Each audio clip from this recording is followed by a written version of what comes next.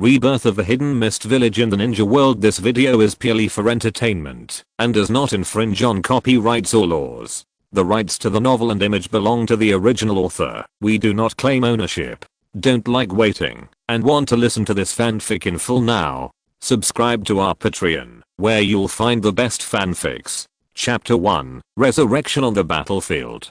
Hey, this guy is still breathing. Someone come and treat him. In a daze, Taketori Rokuze heard an anxious call. What's wrong with me? Falling asleep? With a hint of doubt, he opened his eyes with difficulty. He didn't know why, but he felt a severe pain in his head and body, and even moving his fingers was very difficult. Soon, as the light shone into his eyes, he slowly saw everything in front of him. A tired adult man's face was imprinted in his eyes, with two dark red blood stains on it. However, this is not the point. The point is that Rokuze noticed that the other person was wearing a forehead protector on his forehead, and there were 4 wavy marks on the forehead protector. Mist hidden? He recognized it at a glance. It was the forehead protector logo of the Mist Hidden Ninja Village, one of the 5 major ninja villages in the ninja world in his memory. After taking a closer look at the person in front of him, he realized that the other person was dressed in a ninja costume, exactly the same as the ninja in his memory.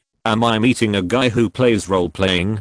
Rokuze was confused. At this moment, another mist ninja came to his side. Then, in his incredible eyes, the man stretched out his hands, placed them flat on his chest, and released a light green glow. As the light green glow shone on him, the pain that had been lingering on his body gradually subsided. Medical ninjutsu? Is this true? Ryuze was stunned. It was not until then that he realized that the ninja in front of him was not a role-playing game played by others, but really appeared in front of him. What is going on? He was shocked and hurriedly wanted to sit up, but this action involved the injury on his body, causing a sharp increase in pain.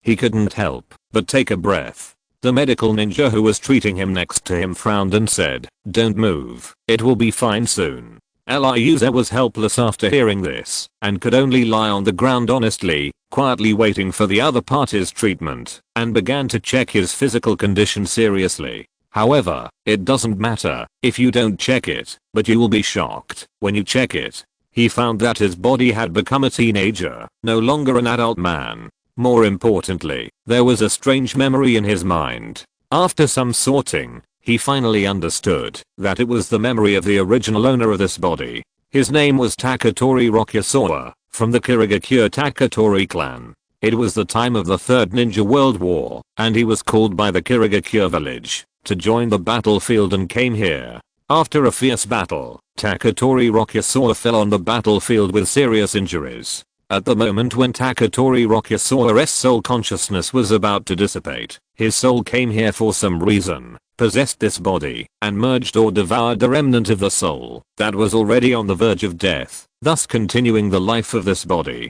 Now he is no longer the same as before. He replaced the dead boy and became the new Taketori Rokuze. It seems that I can only survive with this identity for the time being. He sighed secretly in his heart. He wanted to figure out why this happened, why he became like this after waking up, but the current situation did not allow it. He had to consider keeping himself alive first, and then he could think about other things. At this time, the medical ninja who was treating his injuries also put away his chakra, and the light green glow on his palms disappeared. Okay, I have temporarily healed your injuries.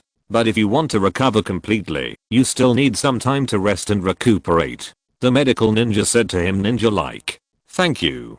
After thanking him solemnly, Ryuze immediately supported himself and climbed up from the ground. Although he still felt a dull pain in his body, it was far less than before and reduced to a level that he could easily accept. Looking around again, he suddenly found that he had just been lying on a battlefield full of corpses. At this moment, countless mist ninjas were searching for survivors on the battlefield and dealing with the bodies of the dead. Everything was the same as the memory left by his body, which completely confirmed the fact that he had traveled to this ninja world. Next to him, the mist ninja who had just called the medical ninja patted Ryuze on the shoulder and earnestly told him, "Okay, go back and rest, kid. The war is far from over. I don't know if it was my illusion, But when the other party said this, Ryuze felt a special emotion in it. Yes, sir. However, he did not delve into it, just nodded and responded, then turned around and left decisively, rushing towards the rear camp in his memory. His injuries have not fully recovered, and he still needs medicine and time to slowly recuperate. It is better to leave this battlefield as soon as possible. You know, they are now on the east coast of the Land of Fire, and the Konoha ninja may attack again at any time. If they run into them, he will really have to die here. He must leave as soon as possible, go to the camp behind to rest, and take the time to adapt to the chakra power in his body. You know, in the world he originally lived in, the power of chakra was just an illusion, but it is real here. Because of this lack of self-awareness, even though his new body already possessed that power, he couldn't use it freely immediately. If he wanted to survive on this battlefield, he had to master the power that originally existed only in his imagination as soon as possible. Only by mastering that power could he survive. Otherwise, given his current state, I'm afraid that the next time he faced the enemy, he would die. While thinking, Ryuze had already walked out of the battlefield and came to the camp by the sea behind. I don't know why, but he felt that the atmosphere in the camp was indescribably weird. Everyone was looking at each other with a complex and unfamiliar look, as if they were looking at some special rare beast. At this moment, a figure suddenly jumped in front of him from the right, which really scared him. He didn't let out a long sigh of relief until he saw the face of the person clearly. Terumijiro, can you not be so anxious next time? I was almost scared to death by you. Ryuze smiled bitterly and shook his head. This person was exactly the friend he had met on the battlefield in his memory. They had become friends after fighting together for several times. It's great that you're still alive. I thought you were dead. Terumijiro was very excited to see his friend again. Come on, follow me. I have something very important to discuss with you. Without saying anything, he forcibly dragged Ryuze to a remote corner of the camp. Chapter 2, Rebirth and Change. What's going on? So mysterious? After stopping, Ryuze asked in confusion. Terumijiro did not answer immediately, but glanced around cautiously, and then lowered his voice and said, we seem to be reborn. What are your plans next? What? Hearing this, Ryuze was immediately frightened, and broke out in a cold sweat, thinking that his situation was exposed. But soon, he forced himself to calm down and said seriously, you didn't get knocked unconscious on the battlefield? What nonsense are you talking about all of a sudden? Don't pretend. Terumijiro waved his hands repeatedly and said indifferently, after some communication before, we found that everyone seemed to be reborn, and there was an extra memory of the previous life in their minds. It doesn't make sense that you are different from us. As he said, he couldn't help but look at his companion in front of him seriously. He vaguely remembered that the companion he met on the battlefield did die in this battle, but he didn't know why he came back alive this time, and there was a little difference from his memory before his death. Hearing this, Ryuze was shocked. He thought that Rebirth was just his unique adventure, but he didn't expect that everyone had the same experience. However, in addition to being shocked, he also felt a little relieved. At least now, he no longer has to worry about being discovered about his rebirth. I thought I was the only one who was reborn. I didn't expect that everyone had the same experience. He spread his hands and said casually. Terumijiro then said seriously, according to my past life memory, the war between Kirigakure and Konoha was about to end. But I also died in the last battle before the armistice. What about you? When did your past life memory stop? Ryuze thought for a while and said slowly, my memory stopped after the 4th Ninja World War, and I died in a remote mountain village. There were many people who experienced the 4th Ninja World War, and no one would deliberately verify his identity. And his knowledge of the entire ninja world was indeed only until the end of the 4th Ninja World War. The 4th Ninja World War? Are you kidding? Terumijiro was completely stunned. Judging from the current scale of the war, it is no less than the 2nd Ninja World War in history. I think in the future historical records, this war should be named the 3rd Ninja World War. However, he never expected that before the 3rd Ninja World War ended, he heard the news of the 4th Ninja World War from his friend. How can such a thing be joked about casually? Ryuze shook his head and said, but since we are all reborn, I think those guys should be the same. Whether the 4th Ninja World War that originally existed in my memory will break out, that's really hard to say. There are 3 key figures who triggered the 4th Ninja World War: Black Zetsu, Uchiha Madara, and Uchiha Obito. But in that war, Uchiha Obito had completely repented, and it is unlikely that he will continue to follow the dark and wrong path in this rebirth. As for Uchiha Madara, that extremely arrogant man, I think he is unwilling to repeat the same mistakes. But what he will do specifically, that's hard to guess. Finally, there is a Black Zetsu. Black Zetsu is very strange, but he doesn't have any attacking ability. He can only do some small actions behind the scenes. He is the type whose strength is not up to his ambition. He is an ambitious person. But without the assistance of Uchiha Madara, he can't make any waves at all. And having suffered a loss from him once in that war, Uchiha Madara is unlikely to continue to cooperate with him. Judging from these situations, the 4th Ninja World War in his memory is unlikely to break out again. However, with the rebirth, the mentality of these people who can influence the world pattern has changed, and the entire ninja world is afraid that it will also change. In the future, it will fall into an extremely chaotic and turbulent situation. Okay, those things are too far away for us. He patted his companion on the shoulder and said seriously, let's think about how to survive this battlefield first. Although he has been reborn once, he is not sure if there will be a second chance like this. To be on the safe side, he doesn't want to try rashly. If he dies, it will really be over. However, because everyone is reborn, everything that happens next will probably not repeat according to everyone's memory. Because those who foresee their own death will try their best to change such an outcome. Because their actions are contrary to their original memories, the whole situation will have a chain reaction, and then become another completely different appearance. The future has changed, becoming more dangerous and unpredictable. Yeah, let's survive from here first. Hearing this, Terumi Jiro couldn't help but sigh. Oh, by the way, there is one thing I forgot to tell you. Ryuze put his arm around his companion's shoulders and said with a smile on his face, the 5th generation Mizukage is from your Terumi clan. When you go back this time, remember to introduce me to him. In terms of time, the 5th generation Mizukage Terumi Mei should be about the same age as him at this time.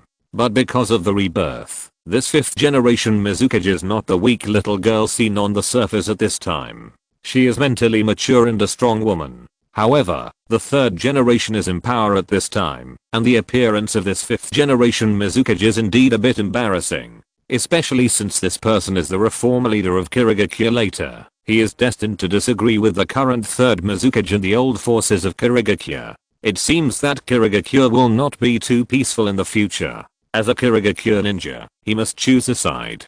Compared with the cold 3rd Mizukage image in the memory of this body, Ryuze naturally prefers the later mature and beautiful 5th Mizukage. Now that he has this companion from the Terumi clan, it will be much easier for him to contact the future 5th Mizukage. Really? Are you kidding me? The 5th Mizukage comes from my Terumi clan. Terumi Jiro was completely stunned. This heavy news really shocked his young heart. Although he has been reborn, his memory of his previous life only stays at this age. He is still an immature child, full of longing for the Mizukage, the head of the village. Do you think I look like I'm joking? Ryuze didn't know whether to laugh or cry. Then, what's the name of that one? Terumi Jiro was so excited that he couldn't even speak clearly. Her name is Mei Terumi. Ryuze smiled and announced the name of the beautiful woman. Chapter 3, Chakra Refining, Part 1. Oh, it's her. Terumi Jiro nodded. She was the daughter of the chief of their Terumi clan and a famous genius in the clan. Unexpectedly, that person turned out to be the 5th Mizukage in the future. It was really surprising. I have to share this news with them. Without even saying goodbye, he turned around and left without looking back. Seeing his companions in such a hurry, Ryuze couldn't help but shook his head helplessly and then walked towards the medical center in the camp along the route he remembered. His injuries were not fully recovered, and he still needed to go to the medical center to treat them and get some medicine for auxiliary treatment. Soon, a large white tent appeared in front of him. It was the only large white tent in the entire camp, and it was also the place for logistics and medical treatment. After a simple inspection by the guard at the door, Eliuser was finally able to enter. There were densely packed beds inside, and they were full of wounded people wrapped in gauze and groaning constantly. One medical ninja after another was treating many wounded people. Seeing him coming in, a medical ninja came over immediately. "Excuse me, is there anything you can help me with?" Although she looked exhausted, the female medical ninja still forced a smile and asked, I just came back from the battlefield. Please help me with my wounds, and give me some medicine." Eliuser thought for a while and said, and took the opportunity to unbutton his coat. In an instant, a body full of bruises and scars was revealed. However, because of the emergency treatment of the medical ninja earlier, his injuries have recovered a lot, so now he just looks a little scary. "I'm really sorry, the trauma medicine is almost used up." The female medical ninja bowed and said, "The rest will have to be left for them to use." As she said that, she turned around and looked at the densely packed, wounded in the tent. "Then you bandage me." Eliuser sighed helplessly. He expressed his understanding of the current situation and was unwilling to waste too much time. "Okay. Please follow me." The female medical ninja nodded and immediately led him to a nearby examination table. Soon, Eliuser treated his injuries and walked out of the medical tent. After touching his empty stomach, he walked towards the material distribution point. The power of chakra is the product of the mixture of the soul's spiritual power and the physical bioenergy. Therefore, replenishing physical strength is very important for ninjas, which is directly related to the fullness of their own chakra. Soon, he received 5 thumb-sized pills from the material distribution point.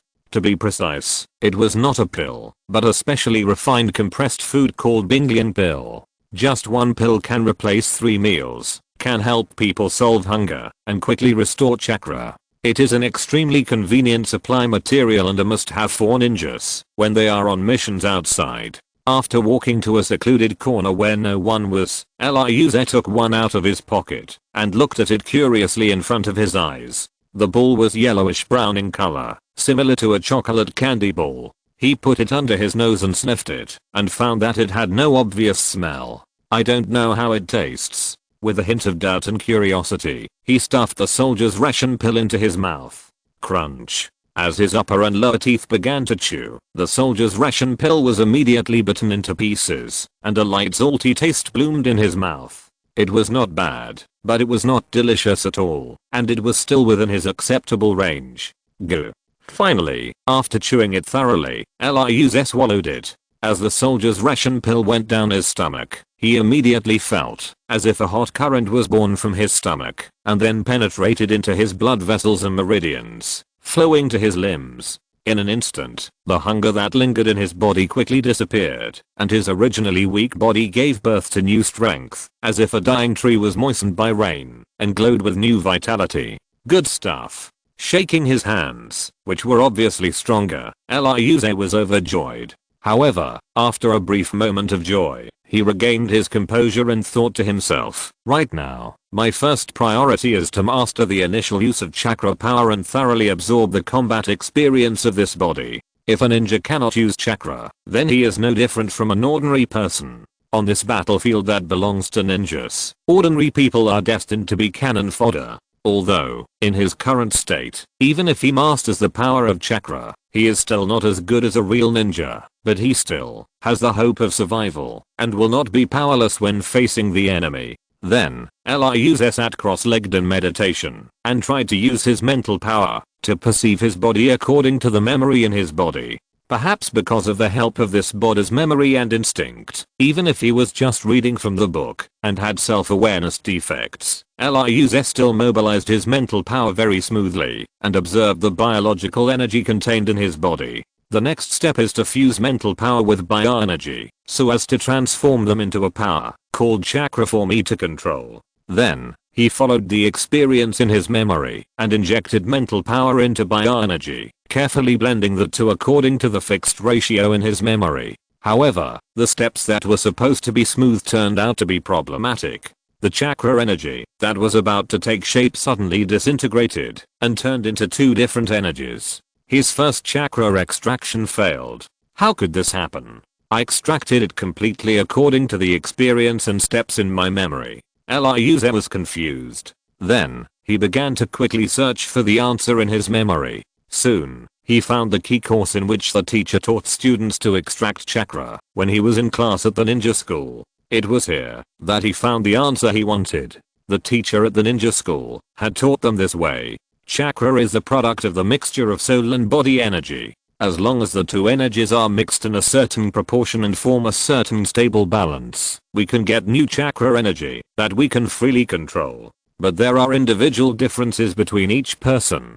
Some have weak bodies and weak physical energy. Some have strong souls and much stronger spiritual power than others. It is precisely because of this difference that everyone has a certain difference in the proportion of the two energies when refining chakra. If you want to successfully refine your own chakra power, you need to explore it carefully and cannot use other people's proportions to take advantage of it. Recalling these teachings, Taketori Rokuze immediately understood the reason why he had just failed to refine chakra energy. His body was still the same body, but his soul was no longer the same soul. Chapter 4, Chakra Refining, Part 2. Because Eliuze's soul is different from the original one, he can no longer form a stable chakra energy according to the original ratio. He needs to readjust the ratio of the two energies to extract stable chakra energy. Damn it. Eliuze couldn't help but curse inwardly after figuring it out. Readjusting the energy ratio and extracting stable chakra is not an easy task. You know, it took the original owner of his body 2 days from the beginning of the attempt to the first successful extraction of chakra. But now, he is on the battlefield and may be involved in the battle at any time. Time is even more precious at this moment. Where is there any extra time to slowly explore? But at this point, he no longer has any extra choices. He can only bite the bullet and continue to try to extract chakra, hoping to successfully extract stable chakra energy before the next battle. However, Eliuze's consciousness is that of an adult after all, and his mind is naturally more mature and active than that of an underage child. He secretly analyzed in his mind, in this ninja world, it seems that there is no deliberate method to train and strengthen the soul. Then, everyone's soul can only be strengthened through natural growth or some special adventures. In this case, if there is no special reason, my soul as an adult should be stronger than the original child, so my mental power should be much stronger than his. So, when I refine chakra, I should reduce the proportion of corresponding mental energy on the original basis to obtain stable chakra energy. With such a general direction, Taketori Rokuze immediately started a new round of chakra extraction experiments. Soon, another strand of chakra energy was extracted. Unfortunately, it was still not stable enough. He only slightly mobilized it and it immediately disintegrated and returned to mental energy and biological energy. However, Rokuze did not gain nothing. He found that, after reducing the proportion of mental energy, the chakra energy just now was much more stable than before. This shows that his analysis just now is correct. With such a general direction, he will undoubtedly save a lot of energy and time if he wants to successfully extract stable chakra energy. Then, he suppressed his excitement and continued his chakra extraction experiment. Once, twice, 3 times. In the constant failure and adjustment, the chakra energy he extracted became more and more stable and closer to success. Finally, in the 45th experiment, he extracted a very special chakra energy. This chakra energy was different from the chakra extracted in the previous experiments. It was a whole, with spiritual energy and biological energy perfectly integrated.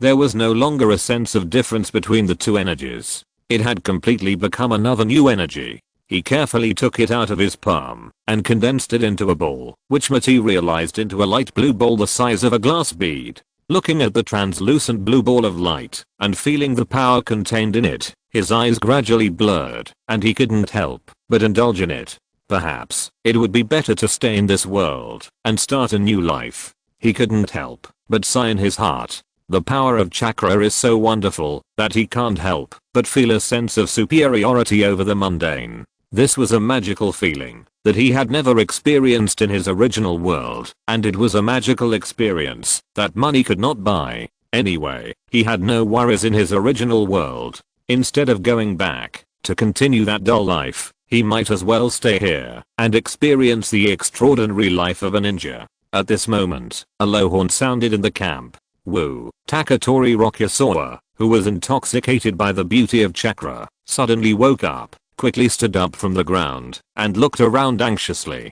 Then, he saw countless ninjas rushing out from all directions and quickly gathered towards the center of the camp. Suddenly, a figure passed over his head, and a stern rebuke came down. Rokuze, what are you still doing there? Gather quickly. Rokuze looked closely, and a familiar face with 2 red dots between his eyebrows appeared in his field of vision. It was a senior from the same clan as him. Yes, sir. Faced with a rebuke, he dared not neglect it anymore, and immediately got up and chased after him. Soon, he passed through the densely packed tents in the camp and came to the central square. At this time, many ninjas had gathered here.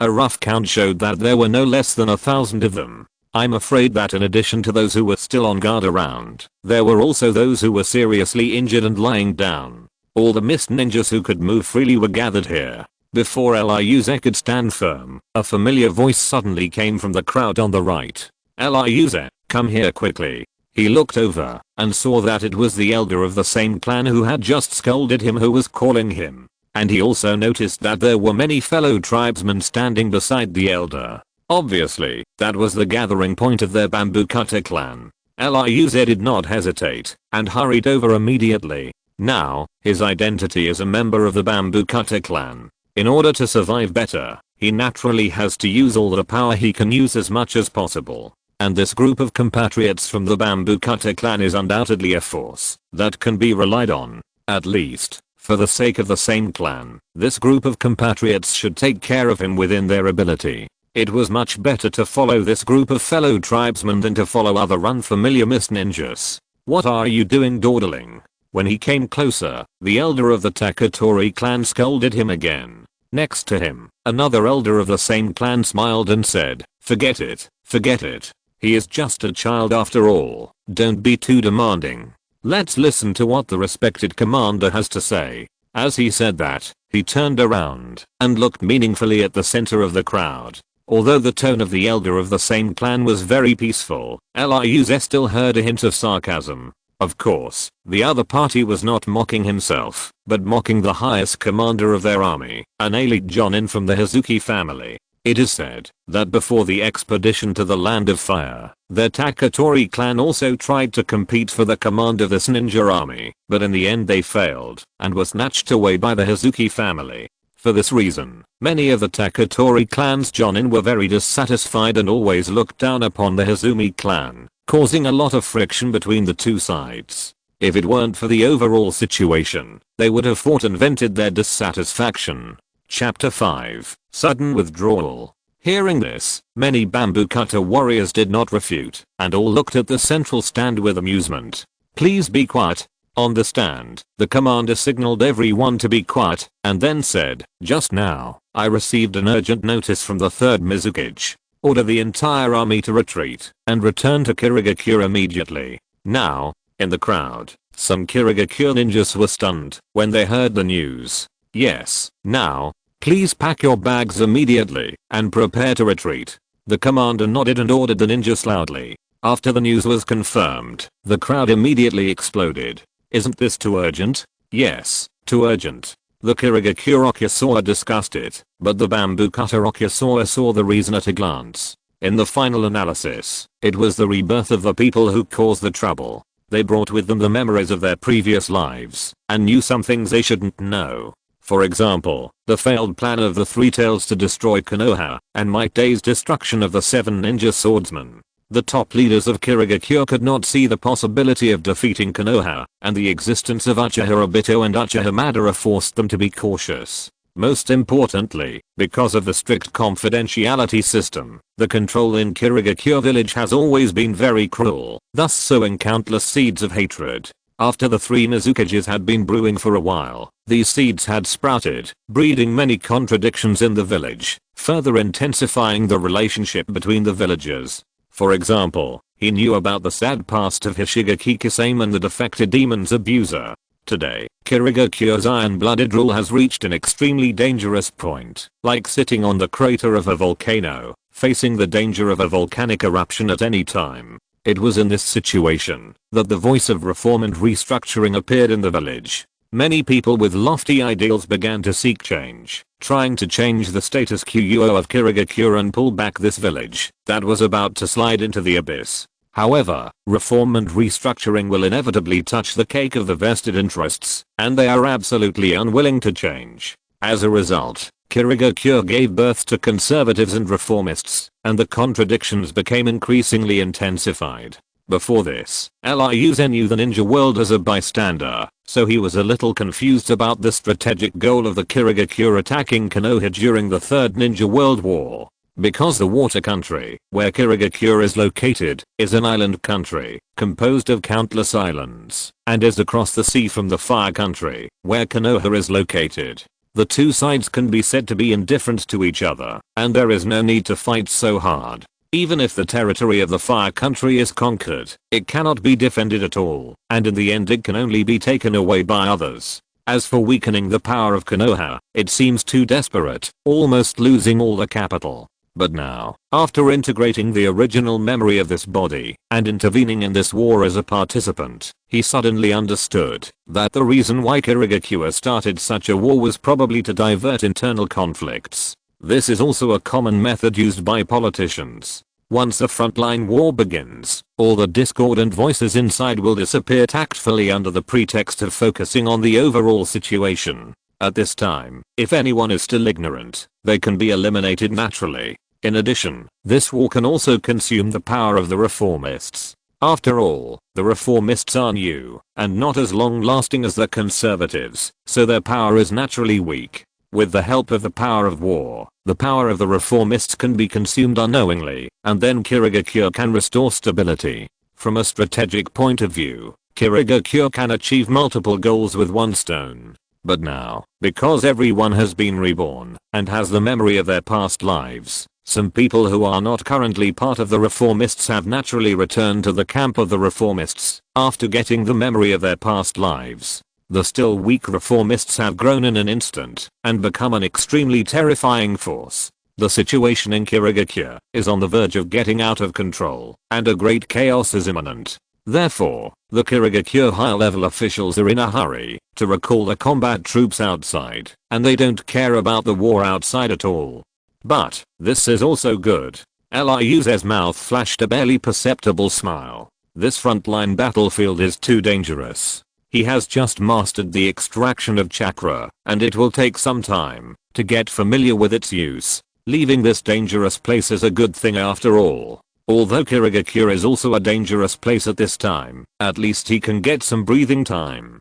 Furthermore, after returning to Kirigakure, he would have more choices and greater autonomy. He would not have to wait foolishly for the next battle to break out, like he did here. You know, people would die on the battlefield. Either he would fight to the end and survive successfully, or he would fail once and die at the hands of the enemy. There was no other possibility. As for escaping, he dared not even think about it. Deserting from the battlefield was a capital crime. Whether in his original world or in this ninja world, the result was the same. The only difference was that this world had the extraordinary power of chakra, which allowed ninjas to achieve many things that ordinary people could not achieve. Based on this extraordinary power, ninjas gained extremely strong pursuit capabilities. At this time, he was barely a genin, and he was afraid that he would be executed on the spot by the monitoring Kirigakure before he escaped from the camp. Even if he could escape from here by chance, he would have to hide his identity for the rest of his life, live a life of hiding from the enemy, and be careful to guard against the pursuit of the Kirigakure.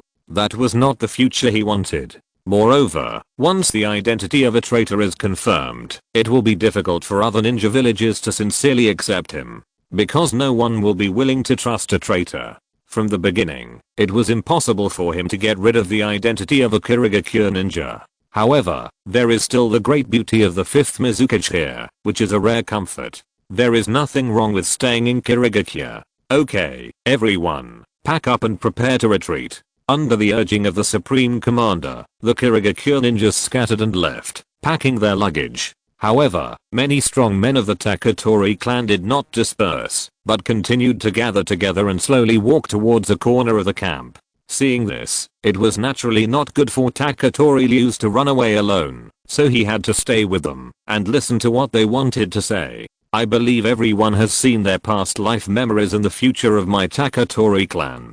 I wonder what everyone thinks? A middle-aged man asked everyone seriously. That was the strongest man of the Taketori clan in Ryu's camp, and everyone naturally took him as the leader and regarded him as the backbone. Hearing the leader's question, someone immediately said indignantly, "We failed to kill the confused old man from the third generation that time. This time we must learn from the lesson and kill him.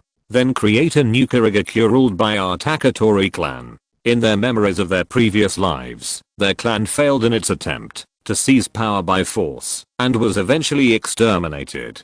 Chapter 6, Konoha Chase. However, now that we know these things, the old guy the third generation should also be very clear about it, and he must be more cautious against us. It's not that easy to kill him. Another strong Taketori reminded him.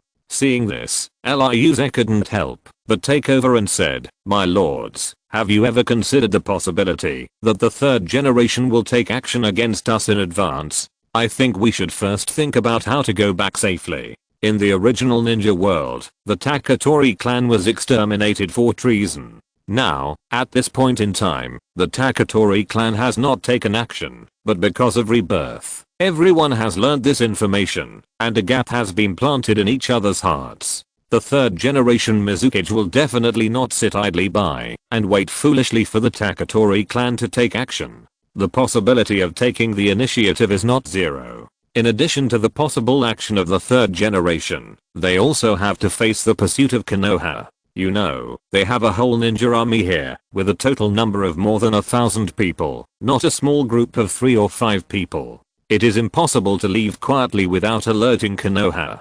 Konoha will never miss such a good opportunity and let them retreat smoothly. Hearing his reminder, many bamboo ninjas present were shocked. They were only thinking about how to deal with the third generation, but forgot that the third generation might attack them in advance.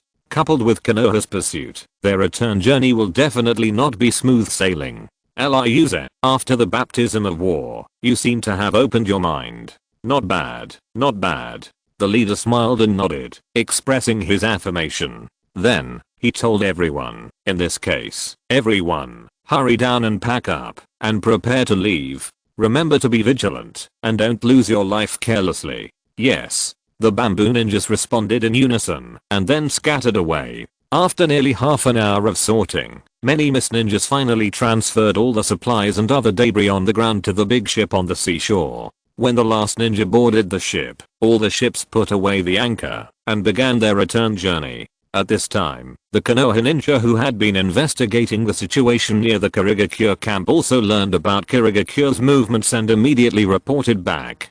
Konoha did not hesitate, and immediately chose to pursue. Of course, their goal was not to completely defeat Kirigakure, but they just didn't want Kirigakure to leave so smoothly, and wanted to expand their victory. However, Konoha's camp maintained a fairly safe distance from Kirigakure's camp. Even though Konoha learned the news of Kirigakure's evacuation as soon as possible, it issued a pursuit order in time, but because it took a lot of time on the road, when they arrived at Kirigakure's camp, the camp was already empty. Damn, I'm still a step late. Looking at the empty camp, a Konoha ninja was indignant. The big ship is not fast, they must not have gone far, and we should be able to catch up now. Everyone continued to chase. The commander from the Hyuga family thought for a while and immediately issued an order to continue the pursuit. Ninjas can use chakra to fix the water flow under their feet, and then realize the possibility of walking on the water. And the retreat of so many people in Kirigakure will naturally not use small boats, but large ships. But they have just set off, and the speed of the large ship has not been increased. Kirigakure should not have gone far. They can just wait and catch up without worrying about consuming too much chakra. Hearing this, a glimmer of hope and fighting spirit ignited in the eyes of the Konoha ninjas. Chase. Then a group of people chased towards the seaside. Not long after, they followed the footprints of Kirigakure and came to the seaside. From a distance, they saw several large ships floating on the sea, heading towards the deep sea. Kill.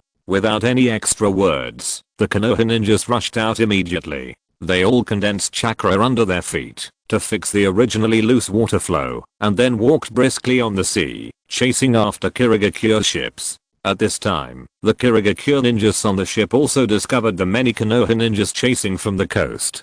Damn it, these guys are really chasing us. The mist ninjas were in a heavy mood, but they still cheered up and prepared to meet the enemy. Be careful, we are about to go home, don't die here. A fellow ninja next to him earnestly warned Eliuze. Yes, I will be careful, sir. He nodded solemnly. He still cherished his life. After finally being reborn here, he naturally would not gamble on the absurd possibility that he could be reborn again after death. You know, this rebirth seems very absurd. It gives people an extremely unreal feeling, just like a dream. If it weren't for repeated confirmation that he was not dreaming here, he would find it hard to believe everything in front of him. Soon, the strongest wave of Konoha ninjas caught up with the big ship and immediately launched an offensive. Fire style, great fireball technique, fire style, great fire dragon technique. Among them, led by the ninjas of the Uchiha clan, many Konoha ninjas chose to use fire style ninjutsu to launch long range attacks. In an instant, countless blazing red flames of various shapes formed in the air, rushing towards the Kirigakure ship, just like a meteor shower from the sky. Protect the ship, don't let the fire burn it. The Kirigakure commander saw it and reminded loudly. However, his reminder was completely redundant. Everyone was on the sea, and they knew the importance of the ship. Even though ninjas can wade through water like walking on flat ground, that must be based on the consumption of chakra. When the chakra is exhausted, and they are trapped in this vast ocean, the result can only be burial in the sea, and become food for countless marine creatures. Therefore, they will definitely not let the Konoha ninja burn their ships easily. Water style water array wall, water style water array wall. Many Kirigakure ninjas who are good at water style came forward together, injected chakra into the sea water, and immediately set off waves over 10 meters high. Boom boom boom. Accompanied by bursts of piercing roars, the flame ninjutsu hit the huge wave barrier. However, this is the sea. With the help of natural sea water, it is easier and more powerful for the mist ninja to use water ninjutsu. In addition, water overcomes fire, and the mist ninja's water ninjutsu easily blocked the attack of those fire ninjutsu. However, the high temperature of the flames is not without effect. It immediately evaporates the water in the huge waves, forming a pale water mist that covers the sea surface. At this time, some Konoha ninjas took advantage of the opportunity of the water mist to speed up and approach the ship, and quickly climbed up along the side of the ship. Chapter 7, The Fame of the Bamboo Cutter. A mist ninja on the ship spotted the enemy climbing up and immediately attached his feet to the side of the ship and then rushed down along the hull, ready to meet the enemy. However, the Konoha ninjas climbed up from all directions, and there were always omissions among the people, and some of them rushed onto the deck. The leading Konoha ninja stood firmly in a horse stance, and then concentrated the chakra in the palm of his hand, and pushed out a palm forcefully towards the front. 8 trigrams empty palm. In an instant, a powerful shockwave was released, and the many mist ninjas blocking him were immediately shocked and vomited blood and flew backwards, and a large area on the deck was immediately vacated. Especially the ones in the front, who were directly hit by the impact of that palm, saw a large area of their chests and abdomens collapsed, and they were already seriously injured, and could not survive. As for those who were shaken away at the back, although they were not so seriously injured, they were also dying, and fell on the deck without the strength to fight again. Is this the strength of a top jonin? It's really strong. Taketori Rokuze, who was hiding far away on the other side of the deck, was amazed. He had already recognized that it was a strong man from the Hyuga clan. The opponent was strong and almost single-handedly opened up the situation for his companions behind him on the deck. Then, he took the lead and rushed into the crowd in front, continuing to launch an attack with soft fists. That is the specialty of the Hyuga clan. Although each of their blows looks soft and powerless, in fact it is heavy, extremely destructive and confusing.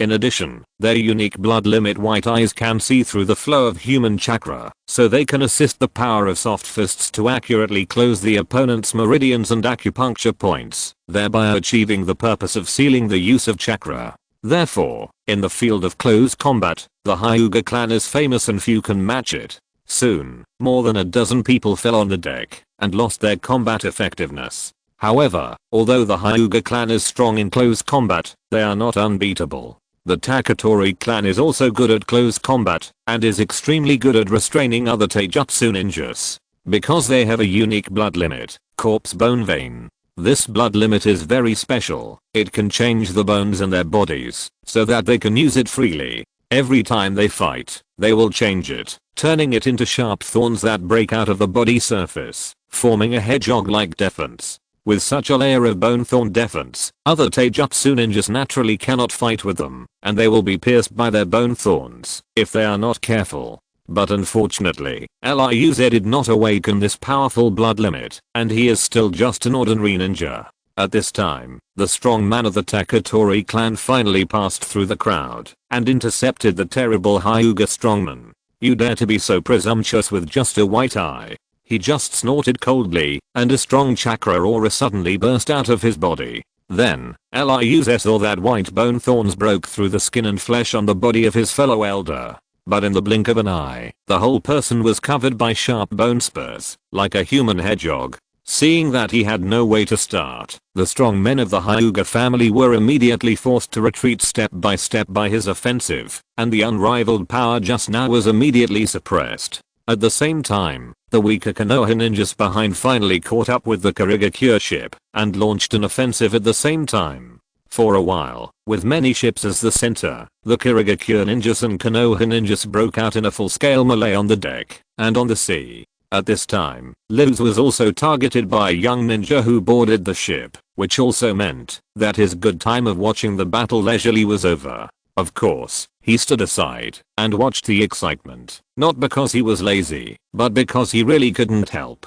Because the Konoha ninjas who rushed up first were all powerful elite jonins, and that level of battle was not something he could intervene in at will. He had seen a nearby Kirigakure genin who wanted to take advantage of the chaos to shoot the Hyuga clan strongman with a shuriken, but unfortunately the child underestimated the strength of the Hyuga clan strongman. The other party easily caught the shuriken and shot it back, and the reckless Kirigakure genin died on the spot.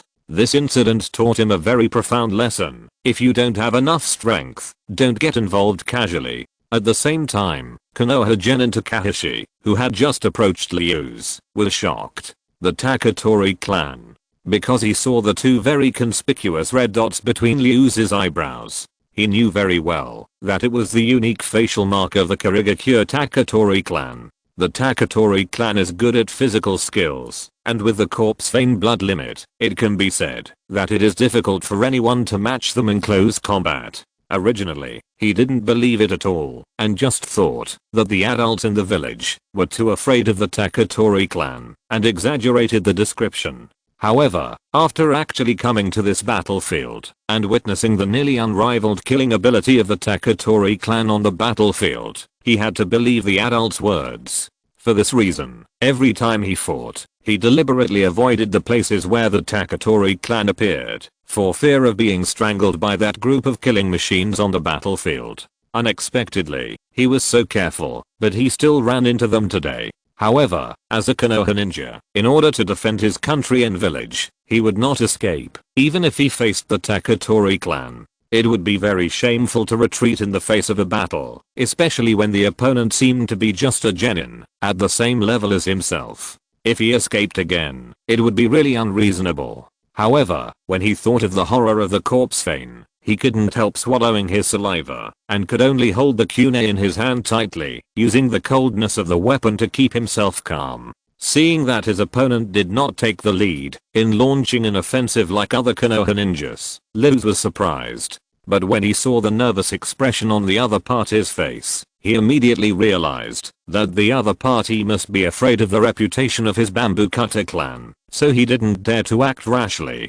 Perhaps I can make use of this to do something. An idea immediately came to his mind. Although he learned to refine chakra, he was not familiar with the use of chakra, and he knew nothing about fighting. He could only rely on the memories and experience left by this body to barely go into battle. If he really fought with his own abilities alone, he would probably be the weakest genin among his peers. Therefore, if he wanted to defeat the enemy in front of him, he had to think of something else. Then, he opened his arms, made a smug look, and said disdainfully, "Why is your will of fire so weak? You haven't started to feel scared yet. If that's the case, I advise you to go back to your mother and have a good cry." Although he despised the enemy, when he just opened his arms, he had already secretly touched two shurikens and held them in his palms. If you're listening to this novel on a channel other than Fanfic World, it means they downloaded and uploaded it without effort. We cordially invite you to visit our channel, Mundo Fanfic Novelos. There you'll find the original version of this story and you can explore many other novels of various genres. We're waiting for you to immerse yourself in a world of incredible novels. Chapter 8, First Battle Victory. The young man's mind could not stand the provocation. Hearing Eliu's sarcasm, Takahashi's anger rose immediately. After all, he was just a child of 12 or 13 years old. How dare you underestimate me? Underestimate our Konoha ninja village? Takahashi was furious. However, at the moment, when he was distracted, Eliu seized the opportunity and immediately threw the two shurikens in his hand. Swish. There was a sound of breaking through the air, and two cold rays immediately came in front of the opponent. Damn it, you despicable guy actually dared to sneak attack. Takahashi was shocked and angry, and hurriedly dodged sideways. However, he lost the initiative, so his movements were naturally a bit slower. Swish. The two shurikens flew past his shoulders, leaving two red blood marks immediately. Eliu certainly would not miss such a good opportunity, and immediately took out a kunai and rushed up, aiming at the opponent's neck, and launching a swift attack. Unfortunately, the ninja's physical fitness and reaction ability are far superior to ordinary people. In addition, after the baptism of war, even if he is just an ordinary child, he has developed an extraordinary combat awareness. Damn it. Takahashi had no time to resist after noticing his sudden attack, so he had to roll to the ground. Swish. Eliu's surefire attack suddenly fell into the air. Faced with such a result, he couldn't help but sigh in his heart. After all, he had never really been on the battlefield and really fought with others, so there was a slight delay when he attacked. After all his experience and memory only came from the original owner of this body, not his own personal experience. However, he was not discouraged and immediately clenched the kunai and continued to pounce on Takahashi on the ground. Ding. The kunai stabbed again, but this time it was blocked by the opponent with the same kunai. The two sharp weapons collided with each other and immediately burst into red sparks. Because of his fear of the corpse vein bloodline limit, Takahashi did not dare to contact him for too long. After blocking the kunai attack, he immediately used force to lift Eliu and immediately flew out. However, Takahashi did not take this opportunity to stand up, but instead threw the kunai in his hand. Eliu, who had not yet gained a firm foothold, naturally had no time to dodge. He could only rely on the experience and memory of this body to try to swing the kunai in his hand and try to knock down the sharp weapon. Ding. There was only a slight sound, and the kunai that was shot at him was accurately knocked to the ground by him. It works. Eliu was very excited. Through combat practice, he is quickly absorbing the experience and memory of this body about combat and reusing it for his own use. This also means that he can quickly adapt to everything in this body in the next battle and restore his original strength. Although he is only a low-level genin, he is much stronger than he is now. Unfortunately, ideas are beautiful, but reality is cruel, especially on this battlefield. The opponent will not give him so much time to grow. After getting a chance to catch his breath, Takahashi lay on his back on the ground and used his hands to quickly form seals, then concentrated his chakra in his mouth and spit out a basketball-sized fireball to attack again. Not good. Seeing this, Taketori Rokuze's face condensed, and his mood was quite heavy. This was the first time he faced a ninjutsu attack since he came to this world. He knew very well that such a fire escape ninjutsu was not very strong, and it could not even kill him directly, but it could seriously injure him. Being seriously injured in this dangerous battlefield, the result is naturally self-evident. Not daring to take it head on, he immediately rolled over to the ground. Boom. there was only a roar, and the fireball fell on the place where he had just stood, blasting a big hole in the wooden deck, and the remaining flames also ignited the deck. However, for all the mist ninjas who were preparing to return, the ship was their lifeblood. The moment the flames ignited, they immediately attracted the attention of other mist ninjas nearby. Damn it. Don't let the fire burn the ship. A mist-hidden ninja cursed and forced his opponent to retreat. He made a few seals and spit out a water ball. Wow. The water ball landed precisely on the spot where the fireball had just hit, and with a hiss, it put out the flames that had just ignited. Seeing this, Liuze didn't bother to apologize. He once again took out two shurikens and threw them at the opponent on the ground from a distance. Seeing this, Takahashi, who wanted to make a seal to use ninjutsu again, had to give up and turned over to avoid the sharp weapons thrown. Thump. The shuriken missed again and nailed to the wooden deck. However, Liuze's purpose of interfering with the opponent's ninjutsu had been achieved. He immediately turned over and took out an explosive kunai from his waist pocket and rushed towards the opponent again. Because he was worried about the corpse bone vein, Takahashi didn't dare to fight in close combat. In addition, at this distance, it was too late for him to make a seal to cast a spell again, so he had to retreat quickly to avoid close combat. However, when two sides meet on a narrow road, the brave wins. Fear, on the contrary, will become the root cause of defeat. Takahashi's strength was originally similar to Liuze's. In fact, because Liuze was not proficient in the use of chakra and physical skills, Takahashi should have been stronger. However, his excess of fear of the corpse bone vein made him lose his edge, so he was almost always suppressed by Liuze and completely fell into a disadvantage. Seeing this, Liuze did not hesitate to follow his memory and silently injected chakra into the detonating kunai in his hand. In an instant, the detonating talisman wrapped around the handle of the kunai was immediately activated by his chakra, and the mark that constituted the entire talisman also lit up, emitting a dangerous wave. Like a docile puppy suddenly opened its mouth full of fangs. Go. He shouted softly, and immediately aimed at the opponent, and threw it hard. Takahashi, who was retreating rapidly, had no time to turn around and dodge, and immediately aimed the kunai in his hand at the cold light and chopped it. Ding.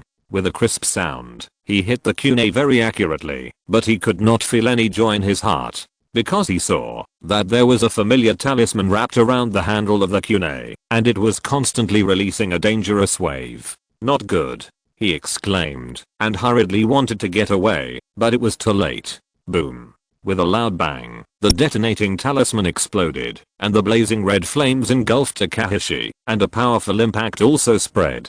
Liuze did not dare to be careless, and immediately rushed to the location of the explosion without waiting for the smoke and dust to disperse. In case the opponent was not dead, he could also take the opportunity to make up a blow and completely end it, and would never leave the opponent any breathing space. Soon, he came to the center of the explosion.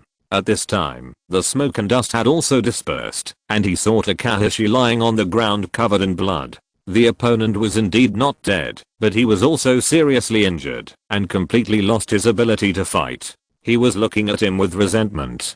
Chapter 9: The beginning of the killing.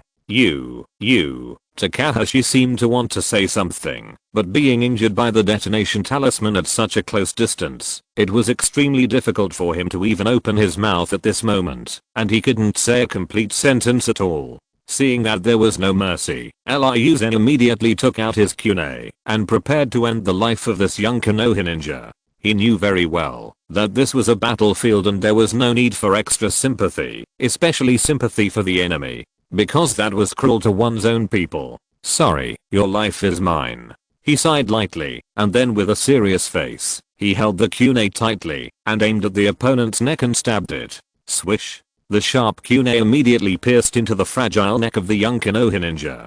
The opponent only twitched in pain twice and then stopped breathing completely. Liuze then pulled out the kunai, and a stream of bright red blood spurted out from the wound, pouring all over him who was caught off guard. After being poured with that hot blood, Liuze couldn't help but lose his mind. This was his first time killing someone. But after the baptism of modern civilization, he had a natural aversion to killing. At this moment, a young and fresh life slipped away from his hands, and he could not help but feel a sense of guilt. He seemed to have done something unforgivable. As a modern civilized person, his conscience kept questioning himself in his heart. Is it really right to do this? Is it really right to do this? Unconsciously, he fell into confusion. But he forgot that he was in a dangerous battlefield. As the smoke and dust of the explosion completely dissipated, he and the body of the Konoha ninja were also revealed.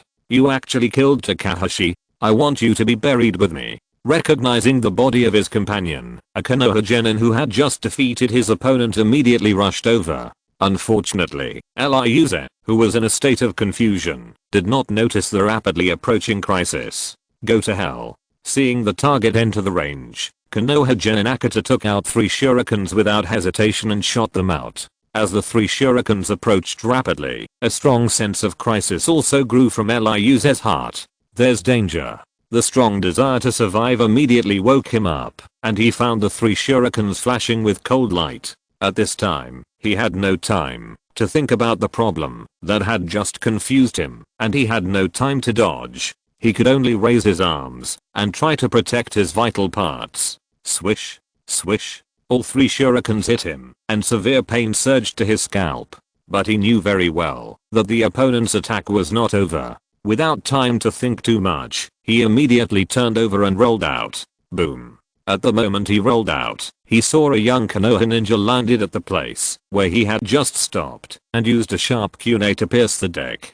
Fortunately, he dodged in time, otherwise he would be seriously injured, even if he didn't die. However, Akita obviously didn't want to let him go so easily. Without waiting for Luz to get up, the angry Akita flew over again and pressed Luz under him, making it impossible for him to dodge. Go to hell. He roared and raised the kunai in his hand, stabbing at the enemy he had pinned down. At this moment, he suddenly noticed that there were 2 red circular marks between Ryuze's eyebrows. He also recognized that it was the unique feature of the Kirigakure Taketori clan. Oh no. He was shocked, and the whole person felt like he was falling into an ice cellar. The fire of revenge that had just been burning was immediately extinguished. Fighting a ninja from the Taketori clan in close combat was simply seeking death.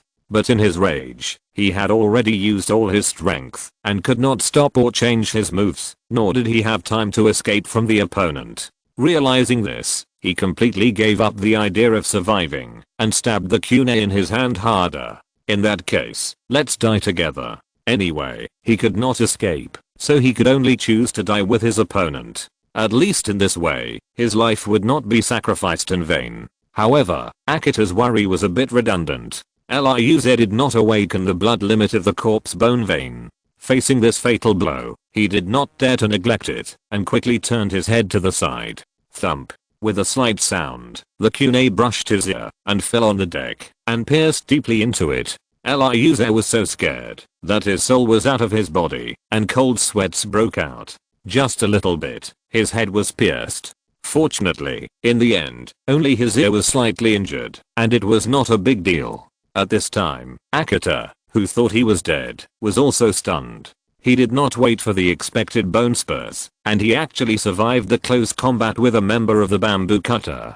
Seeing that the other party was distracted, Ryuze seized the opportunity, hurriedly grabbed the kunai in his right hand, and then aimed at the other party's neck. Unfortunately, the other party's instinct was obviously more sensitive than he thought. Facing the crisis, Akita suddenly woke up, and there was no time to pull out the kunai that was stuck in the deck to resist. He decisively let go and fell backwards. Swish. Ryuze's attack missed, and only a slight sound of breaking through the air was heard. However, he did not stop there. While his opponent was leaning back, his center of gravity shifted, and the pressure on him was relieved. He quickly pulled his body up, pulled his legs out, and then kicked the opponent in the abdomen. Bang.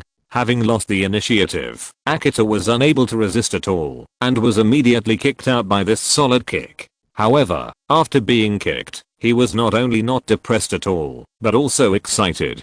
So, you haven't awakened the corpse bone vein. Akita hurriedly got up and shouted loudly while looking at Luz from a distance. If the opponent really awakened the bloodline limit of the corpse bone vein, He would never miss such a good opportunity just now, and there would be no need to dodge his fatal blow. But even in such a dangerous situation, the opponent did not use the corpse bone vein, which obviously did not awaken it at all, and could not use it, even if he wanted to. So what? Liu stood up, resisted the pain, and pulled out the 3 shurikens on his body, and said seriously, even without the corpse vein, I can still kill you. Then you can try it. Akita snorted coldly, and then rushed forward with a contemptuous smile. Since there is no threat of the corpse vein, he naturally does not have to be afraid of close combat with the Taketori clan. But then again, as a genin, his chakra is not abundant, and he has used several ninjutsu in the previous battle. At this moment, his chakra is not much. In order to ensure that he has enough energy to wade back to the shore, he must save the remaining chakra as much as possible. Therefore, using physical skills to meet the enemy is his best choice at present.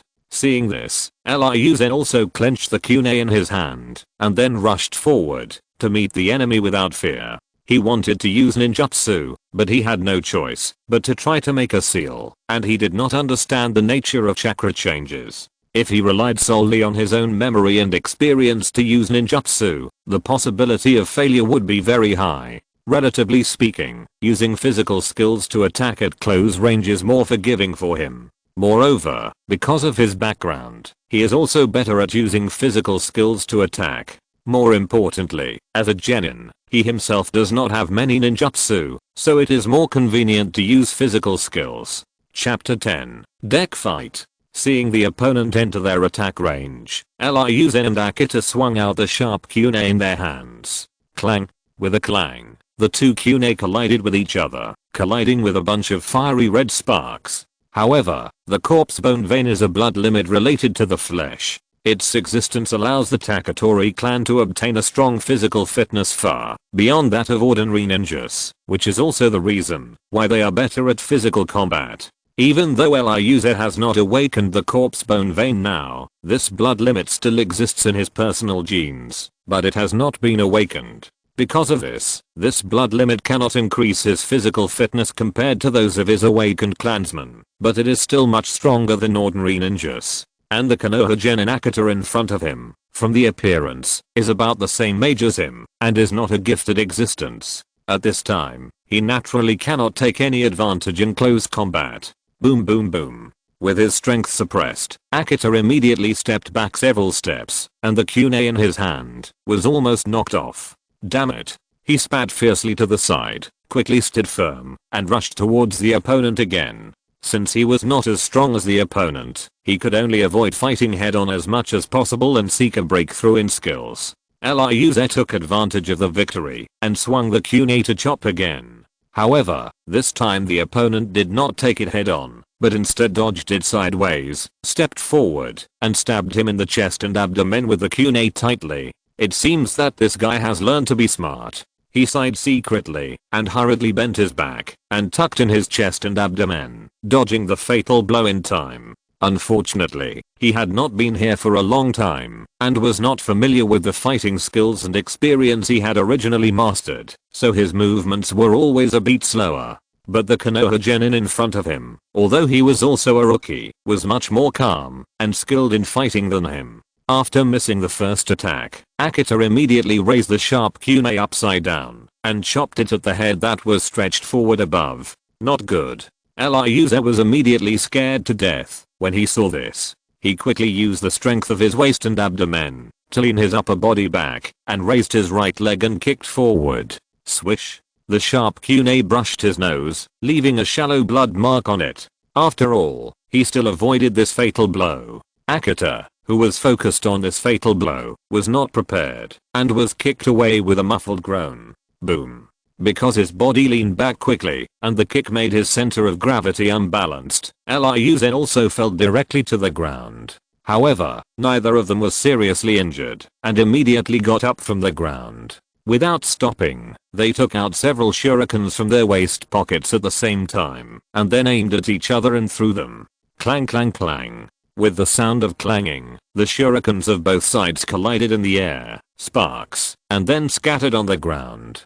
Kill. Without any extra words, the two rushed towards each other and fought again. Unfortunately, due to his lack of familiarity with combat skills, Ryuze did not gain much advantage, even though he was physically stronger than his opponent. Instead, he was left with wounds after wounds by his opponent's kunai during the constant confrontation. Although his opponent was also scratched by his kunai, he was more seriously injured overall. This won't work. If I continue, he will kill me sooner or later. Ryuze's mood became extremely heavy after avoiding the opponent's kunai again. At this moment, he suddenly noticed from the corner of his eye that there was a broken glass window not far behind him. Maybe we can lure that guy in and give it a try. An idea suddenly came to his mind. Behind the glass window was the cabin, which contained all kinds of things, and the terrain was more complicated than the empty deck. By using the terrain to hinder the opponent's sight and actions, he might have a chance to turn defeat into victory. Then, he remained calm, fought and soon retreated to the outside of the broken window. Go to hell. Then, he shouted angrily, pretending to be ready to die together, holding the kunai in his hand tightly and slashing at the enemy in front of him. Seeing his sudden outburst, Akita couldn't help but be shocked. Akita, who had already gained the upper hand and thought that he had won, naturally didn't want to die with Ryuze. He immediately gave up the idea of resistance and hurriedly stepped back 2 steps, trying to temporarily avoid the edge. Now, seeing that his opponent was temporarily forced back by him, Ryuze, who had a chance to breathe, immediately jumped up and got in through the broken glass window. Seeing this scene that was completely beyond his expectations, Akita couldn't help but be stunned for a moment. When he reacted, Ryuze's figure had completely disappeared outside the window. Damn it, you cunning guy. Akita was shocked and angry, but he still rushed in. At this time, Ryuze, who had entered the cabin first, had found a hidden corner and hid himself with restrained breath. Hearing the sound of the opponent coming in, he couldn't help but sigh secretly. What a pity, the time is too short. Otherwise, set a trap for him at the entrance. It must be a sure thing. This ninja world is very interesting. After mastering chakra, ninjas can use it to exert terrible power like turning rivers and seas upside down. But this kind of ninja's power system has an extremely fatal flaw: the fragility of the flesh. Ninjas are not good at physical training. Compared with their powerful destructive power, their flesh is extremely weak. Take the 3rd generation Tsuchikage of the Hidden Rock Village, the 2-day scared Inoki, for example. His bloodline elimination dust release has almost the most destructive power in the ninja world and can easily crush a mountain. But his flesh is no different from that of ordinary people. In the case of no defense, even a child can easily kill him with a kunai. As for other people, except for some special beings, even if they have a bloodline limit like them, that can strengthen the flesh, their flesh will not be too strong. Therefore, if he had time to set a trap at the window, he would have a high probability of killing this Konoha genin in one fell swoop with just one detonating tag. Or if he did not find any trace of him, after entering the cabin, Akita, who felt the danger lurking, immediately regained his composure and carefully searched around. Seeing this, Ryuze was even more afraid to act rashly and could only lower his breathing rate, not even daring to breathe, for fear of being discovered by his opponent. As the opponent searched deeper into the cabin, the distance between them became shorter and shorter. 6 meters, 5 meters, 4 meters. When the distance between the two sides was less than 2 meters, Ryuze clenched his kunai, held his breath, and then suddenly rushed out. It was time to decide the outcome. Chapter 11. One step away. I knew you would sneak attack. Akita was not frightened. He was prepared and chopped the kunai in his hand at the first time. Clang. The 2 kunai collided with each other, and a crisp clanging sound was heard. However, Ryuze's strength was stronger, and the sneak attack took the lead. Even though Akita was prepared, it was still difficult to resist, and he was immediately chopped away by this fierce attack. Bang. There was a loud noise, and the chopped Akita smashed a small wooden cabinet and then fell among a pile of debris. It's over. Ryuze didn't waste time. He immediately took out an explosive kunai from his pocket, used chakra to activate the talisman wrapped around the handle of the kunai, and then aimed at the position where Akita landed and threw it. This was his last explosive kunai. Because of its extremely lethal blasting effect and its ease of use, the explosive talisman has become one of the most in-demand supplies on the battlefield. Especially for a child like him who has not mastered many ninjutsu and has a small amount of chakra, the explosive talisman is the most popular ninja tool. Unfortunately, there were too many people on the battlefield, and the consumption of detonating talismans was huge, so there were only a few left for each person. He originally had 10, but before he was reborn, he had already used up more than half of them. Now, this is the last one. However, Akita's preparations far exceeded Ryuze's imagination. Do you think the same trick will work again? Naive. Because of the death of his companion Takahashi, he paid special attention to every ninja till Ryuze threw. And this time, at the moment Ryuze made his move, he sensed the dangerous fluctuations contained in that shuriken, a fluctuation that was exactly the same as the detonating talisman. He did not get up and waste time, but just lay among the debris, quickly changing his hand seals, and changing the properties of the chakra that had already condensed. Wind style, wind pressure in an instant, a violent gust of wind blew out of his mouth, blowing away all the debris around him. And the detonating kunai that Ryuze had just thrown was no exception, and it was blown back before it landed next to the opponent. Not good. Seeing this, his face turned pale, and he immediately wanted to dodge. Unfortunately, it was too late. Boom. With a loud bang, a blazing red flame appeared in front of his eyes, and then a scorching and powerful impact mixed with a storm fell on him. Ah, he screamed, and was blown away. When the impact and the storm dissipated, Taketori Rokuze had already fallen in the corner with blood all over his body. The storm from Akita did not hurt him, but the detonating kunai that was blown back did blow him up. The skin on his body was torn apart, leaving a series of small wounds.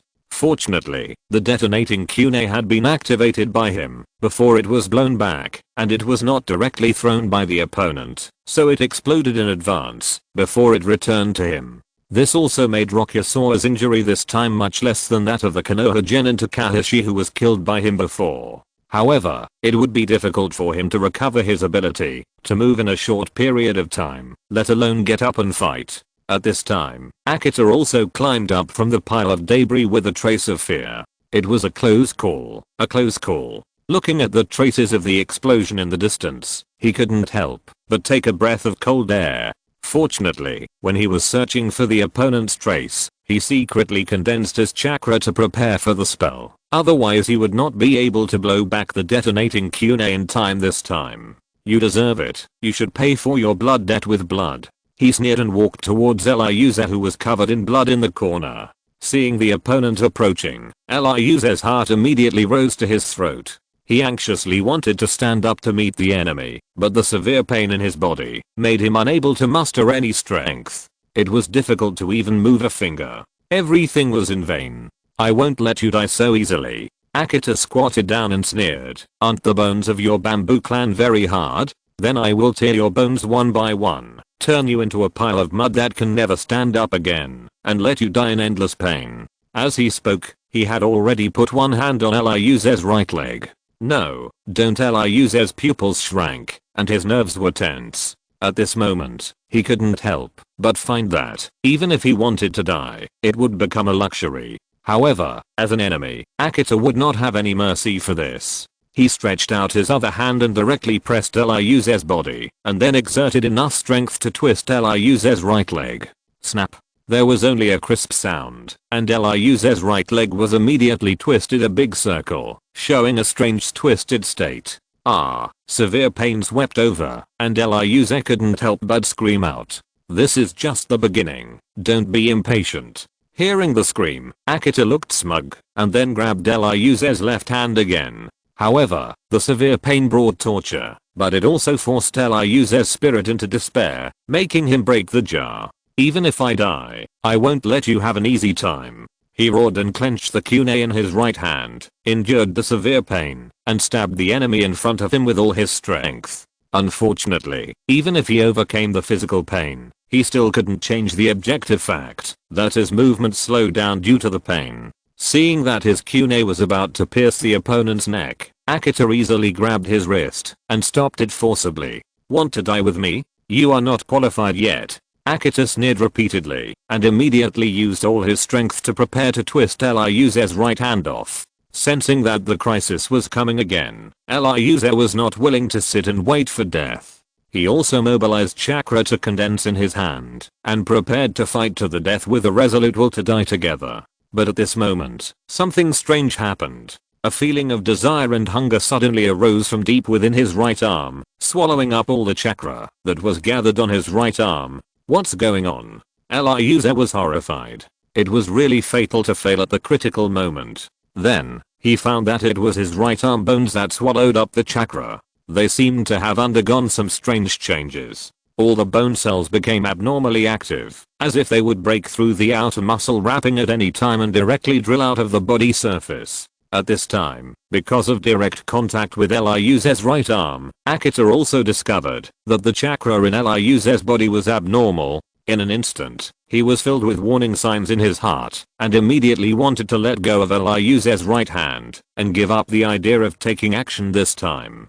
Unfortunately, it was too late. Ryuze suddenly felt an inexplicable impulse on his right arm bones, and then bone cells proliferated rapidly, forming rapidly growing bone spurs, and then broke through the outer muscles and epidermis, and grew directly out. What? Akita, who was pinching his wrist, had never expected such a sudden change. Before he could react, he was stabbed to the heart by the bone spur that suddenly grew on his arm. Chapter 12. Veins of Bones. This is impossible. Looking at the bone spur that pierced his chest, Konoha-gen in Akita's eyes widened. After earlier confirmation, he found that Taketori Rokuze had not awakened the corpse vein bloodline limit. But now, the power of this bloodline limit suddenly appeared again, and it caught him off guard, which was really hard to accept. However, not only Akita couldn't believe it, but Rokuze, as the person involved, also felt incredible. This corpse vein appeared too suddenly, which completely confused him. He clearly remembered that his body did not awaken the corpse vein.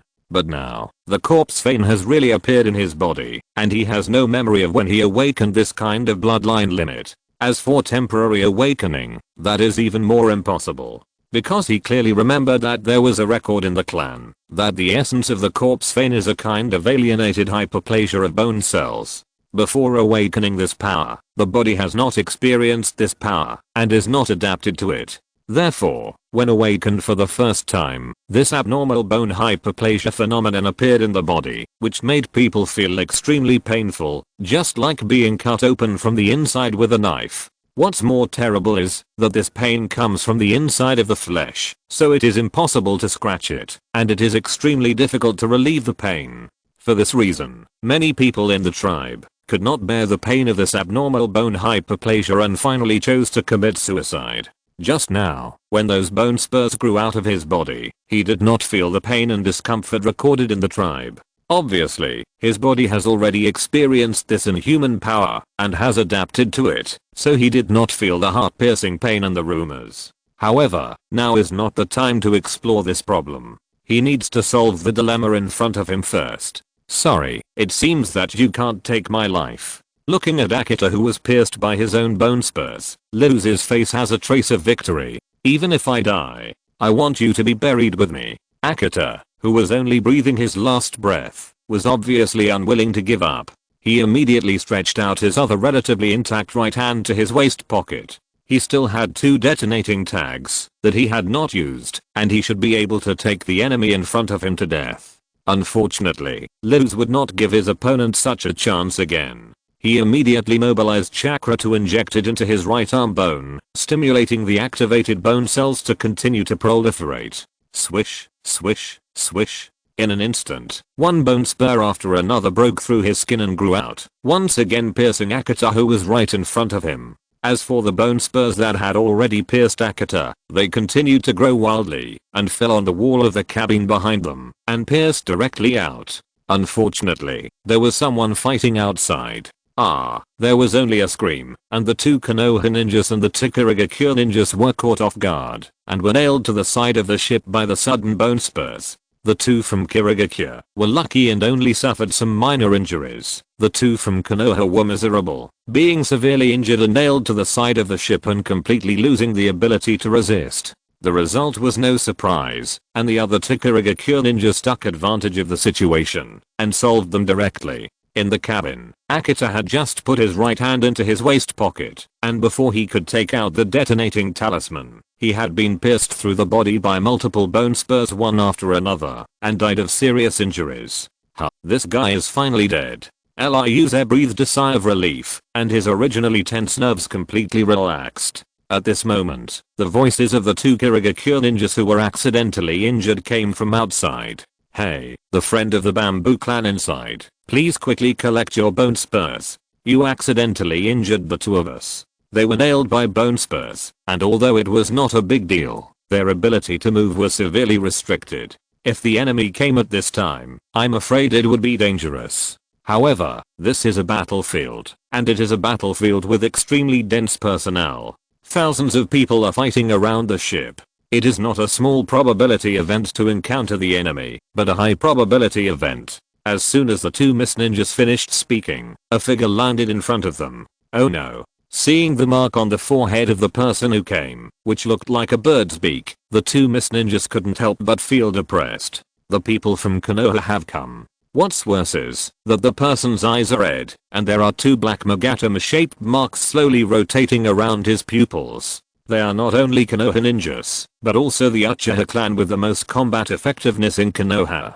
Since we have met, let me send you off. Looking at the two Miss Ninjas nailed by bone spurs, Uchiha Saji smiled contemptuously, and then casually took out 4 shurikens, and threw them directly at the two. The two Miss Ninjas nailed to the side of the ship could not move, let alone cast a seal, so they could only take out a large number of shurikens and throw them in front of them, trying to use the advantage of numbers to block the opponent's attack. However, the 4 shurikens thrown by Uchiha Saji flew in 4 different arcs, not straight lines at all. Just as they were about to be blocked by the shuriken of the Miss Ninja, they saw them collide with each other in mid-air, emitting red sparks. Then, with the force of the collision, the 4 shurikens changed their flying direction again, bypassing the shuriken interception of the Miss Ninja, and continuing to shoot towards the two. What? The two Miss Ninjas were shocked. They hurriedly waved their arms, that could still move, trying to block the shuriken that shot along the strange route. However, because they were restricted by the bone spurs and the flight trajectory of the shuriken was strange, they could not block even one, and each of them was nailed by 2 shurikens on the fragile neck. Seeing that they seemed to have all their strength taken away, they slowly collapsed, and completely lost their breath of life. Liuze in the cabin also noticed the situation outside. The moment he noticed the enemy's arrival, he desperately mobilized his chakra, and tried to retract his bone spurs. Unfortunately, he didn't even know when his corpse bone vein was awakened, and he was naturally not familiar with the mastery of this bloodline limit ability. The previous explosion that killed Akita was completely an accident. Now, it is not easy for him to control the ability of the corpse bone vein freely and retract the bone spur. Therefore, this also led to the two companions outside being easily killed by the enemy, and he failed to successfully retract his bone spur. However, on the other hand, the person outside is extremely powerful and is an elite jonin. With the help of the Uchiha clan's unique Sharingan bloodline limit, ordinary people can't resist him at all. Even without Liuze's bone spurs, it would be difficult for the two of them to get out of his hands for 10 moves. After dealing with a small fish, Uchiha Saji immediately looked at the cabin behind along the bone spurs. He has already sensed that at the end of these bone spurs, there is a very weak chakra aura. Chapter 13, Crisis of Powerful Enemies. Although it is still very weak, the corpse vein is already worthy of my attack. Uchiha Saji sneered and walked towards the cabin in trance. As an elite jonin, especially from the warlike Uchiha clan, they also have their own pride, and will not deliberately look for such a target that barely reaches the strength of a genin to attack. But since he has encountered a rare corpse vein bloodline limit awakener, he will naturally not let it go. You know, there are many types of bloodline limits, but they can be roughly divided into 2 categories. The first type is the ninjutsu type bloodline limit, which is a combination of 2 different types of chakra changes to form a new chakra change. This type of bloodline limit is the most common and easier to awaken. The second type is the bloodline limit of the physical body alienation type. Due to unknown reasons, the body and the chakra nature changes, have a deep fusion, which makes the physical body undergo special changes that are not human, and also obtains extremely special abilities. This kind of bloodline limit is more difficult to be born, so it is relatively rare. In addition, the alienation of the physical body will make the bloodline limiter feel uncomfortable, and awakening becomes difficult. Take their Uchiha clan as an example. Less than 1/3 of the clan members have truly awakened the Sharingan bloodline limit, and most of the other clan members have not awakened the bloodline limit. The same is true for the corpse bone vein of the bamboo cutter clan. However, although this kind of bloodline limit is difficult to awaken, after awakening, it can also obtain a powerful force far beyond the general bloodline limit, which is extremely precious to every ninja village. If I can kill a corpse bone vein awakener who is still growing here, it must be a great achievement. In the cabin, hearing the footsteps outside slowly approaching, Ryu's nerves tightened again. Until this time, he still couldn't retract the bone spurs that had just grown. Because those bone spurs penetrated the cabin and stuck on it, he couldn't move forward or backward, and he couldn't avoid it, even if he knew that there was an enemy approaching. Not only that, because of the enemy's arrival, his mood became more nervous, and he couldn't help but start to think wildly, unable to focus on exploring ways to retract the bone spur. Ta. The person who came was very calm and confident, and the footsteps were very rhythmic, just like someone beating a drum. Ryu's heartbeat began to cater to it, and slowly became uncontrollable. He felt more and more nervous and scared. This was obviously an extremely terrifying enemy. As the footsteps approached, Ryu vaguely saw a figure appear in front of him. But what attracted his attention most was the pair of eyes that glowed with a strange red light in the dark. He saw that in each of the red eyes, there were two black magatama slowly rotating around the pupil. Uchiha clan. He immediately recognized the identity of the person who came. In the entire ninja world, only the Uchiha clan of Konoha possessed this strange eye, the Sharingan. This is an extremely terrifying blood limit, especially in the ninja world stories he knew. This kind of blood limit directly affected the direction of the world, which was simply terrifying to the extreme. But he didn't expect that he would meet a strong man from the Uchiha clan in such a place. Facing a strong enemy, he hurriedly wanted to stand up, but he forgot that one of his legs had been twisted off by Akita. This struggle triggered the injury on the bone, and he couldn't help but collapse on the ground in pain, screaming in pain. At the same time, Uchiha Saji also saw Ryu sitting in the corner and the body of Konoha Genin Akita pierced on the bone spur. It turns out that he is still a child. No wonder the chakra breath is so weak. He suddenly understood why the bone spur outside had been stuck for so long and still hadn't been retracted. It should be when facing a desperate situation that this child awakened the power of the corpse bone vein and then killed the opponent. Because of the temporary awakening, he was not familiar enough with the control of the blood limit power of the corpse bone vein, so this situation occurred. Although I'm sorry, please go to hell. Looking at Ryu in the corner with a sneer, Uchiha Saji quickly took out two shurikens and threw them directly at him. No, facing the crisis of death, Ryu was extremely unwilling. Although he knew he was no match for his opponent, he was still unwilling to give up the resistance.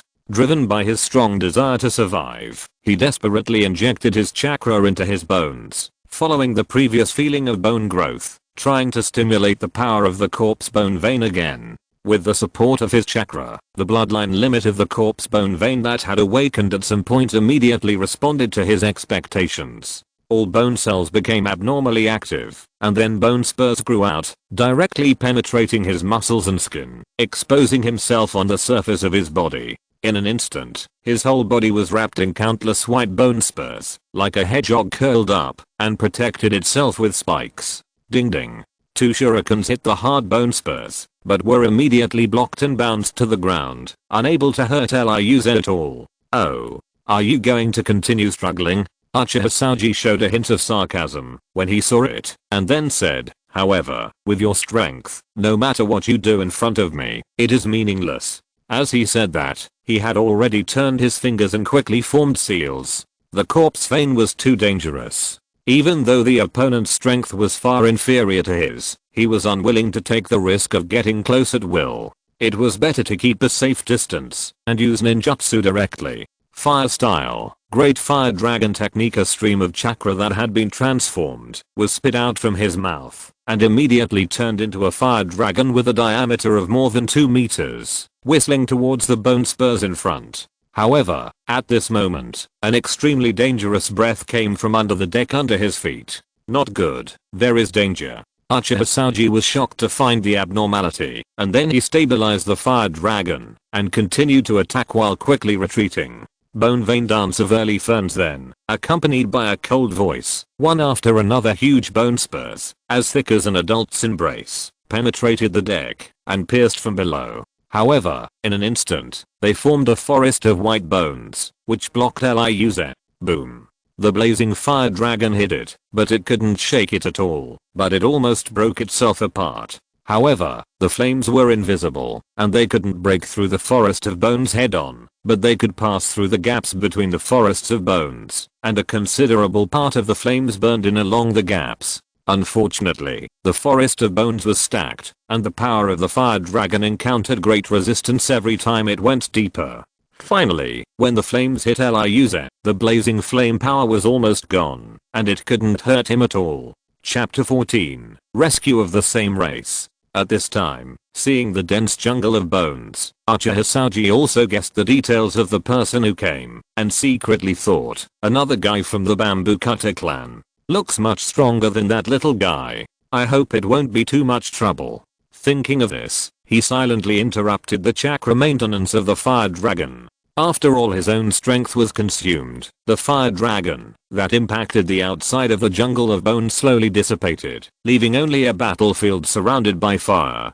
After all, the ship of Kirigakure was mainly built with wood. Even if fire prevention measures were taken, it was still difficult to resist the powerful fire escape ninjutsu of an elite jonin, and it was inevitably ignited. However, this natural open fire is obviously not as lethal as the fire escape ninjutsu just now. Even in this environment, as long as he is not directly burned by the flames, Liuz can still withstand it. At the same time, at the moment, when the fire dragon dissipated, a figure jumped out from a giant bone spur in the front, holding a bone short spear, and rushed directly towards Uchiha Hosoji on the opposite side. I knew you would use this trick. Uchiha Hosoji sneered. On this battlefield, he has fought with the Taketori clan more than once, and it can be said that he has a thorough understanding of the Taketori clan's abilities and tricks. Therefore, he had been prepared for the opponent's sneak attack using bones as a medium. Sharingan illusion. In an instant, he concentrated his chakra into his eyes and looked at his opponent's eyes. He was ready to control the opponent with the unique visual illusion ability of the Sharingan, and then kill him with one blow. However, as the two sides got closer, Uchiha Hosoji was shocked to see the face reflected in the firelight. Because the man launched the surprise attack with his eyes closed, and since he couldn't look directly into the opponent's eyes, his Sharingan illusion naturally had no room to perform.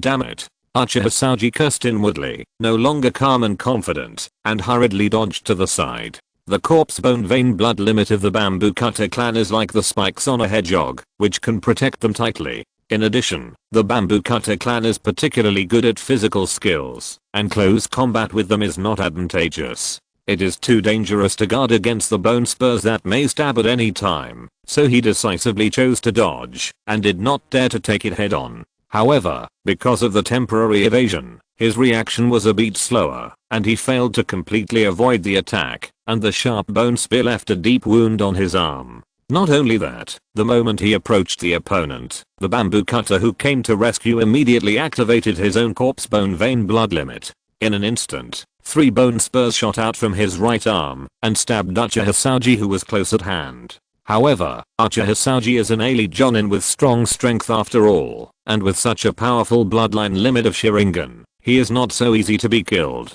With the Sharingan's other dynamic visual ability, Uchiha Hosoji had predicted the upcoming bone spur attack at the moment when the bone spur broke through the epidermis. He hurriedly adjusted his limbs to avoid the bone spur attack and swung the kunai to cut the bone spur that was about to stab out. Ding. There was only a crisp sound, and he used the kunai in his hand to block the bone spur that was stabbing at his chest. The other 2 bone spurs brushed his neck and passed through both sides, but he also avoided them without any danger. Not only that, he also took the opportunity to retreat with the power of the bone spur stab from the kunai and instantly opened a safe distance. Troublesome guy. Sensing the chakra fluctuations that were moving away from him, Taketori Shinsuke couldn't help but frowned. He was originally fighting with the enemy in the cabin below. After discovering the situation here, he immediately quickly dealt with the enemy and came to support. Unexpectedly, this enemy was much more difficult than he imagined. With the dynamic vision ability of the Sharingan, the opponent could easily predict the changes in his moves and respond in advance. Therefore, in terms of physical skills alone, even the Taketori clan, who are good at physical skills, would find it difficult to gain an advantage over the Uchiha clan. To be precise, the Uchiha clan's Sharingan has a great restraining effect on any physical skills ninja. Unless the speed of the attack completely exceeds the reaction ability of the Uchiha clan, any physical skills are meaningless to them. However, the Taketori clan has the corpse vein bloodline limit. Even if they can't gain an advantage over the Uchiha clan in physical skills, it is impossible for the opponent to win them by physical skills. Without continuing to chase, he turned around and shouted to the white bone jungle behind, "Lyuzen, are you okay?" Hearing the call, Lyuzen immediately replied, while enduring the severe pain, "I'm fine, Master Shinsuke." He had already recognized that it was an elite Jonin level strongman in the clan. As long as he was careful to guard against the Sharingan illusion, the Uchiha clan ninja should not be able to do anything to him. He was safe for the time being. On the other side, Uchiha Saji, who had finally recovered his breath, couldn't help but challenge him. "Even if you have such a powerful bloodline limit as the corpse bone vein, if you think you can defeat me with your eyes closed, that's too fantasy." After receiving the news that Liu was safe, Taketori Shinsuke secretly breathed a sigh of relief. If a good seedling who had recently awakened the corpse bone vein died here, it would be a huge loss to the clan. Seeing Uchiha Saji's provocation, he sneered and said, "Closing your eyes is just a temporary way for me to deal with your eyes. Because I still have a better way to use it. So, don't worry, I can't take your life." As he spoke, he had already closed his eyes and quickly flipped his fingers to start making seals. Uchiha Saji saw this and did not hesitate to use his chakra to form a seal and cast a spell. After all, Uchiha Saji, who possessed the powerful blood limit of the Sharingan, was one step faster. Their Sharingan not only has dynamic vision, but can also see through the changes in chakra, so the Uchiha clan also has a strong talent in ninjutsu. Fire style, great fire dragon technique. He took a deep breath and spit out a huge and blazing fire dragon again to launch a long-range attack on Taketori Shinsuke. However, Taketori Shinsuke did not waste his energy to resist and hid in the bone forest behind with just one leap.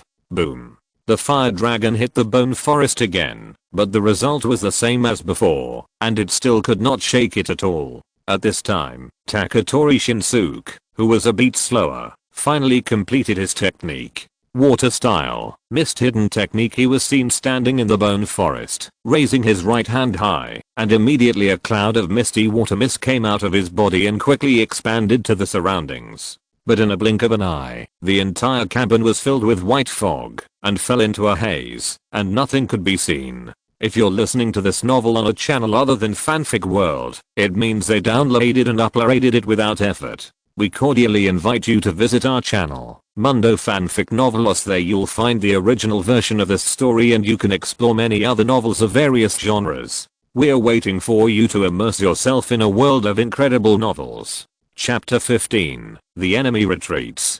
Damn it, why is this jutsu again? Uchiha Saji couldn't help but curse inwardly when he saw it. This is the unique water style ninjutsu of the Hidden Mist Village, the Hidden Mist technique. Although it has no direct killing power, it can create a special water mist to shield all chakra fluctuations and visual senses. But for ninjas, losing the perception of chakra and visual senses is almost equivalent to completely losing the ability to detect the outside world. In this case, the success rate of the hidden mist ninja hiding in the mist and attacking will naturally be greatly improved. in the entire Konoha village, except for the Hyuga Byakugan with super perspective ability. No one can see through the obstruction of this heavy water mist, even the Sharingan of their Uchiha clan. The ability of the Sharingan is based on vision. At this moment, his vision is blocked, and his Sharingan can be said to be more than half useless.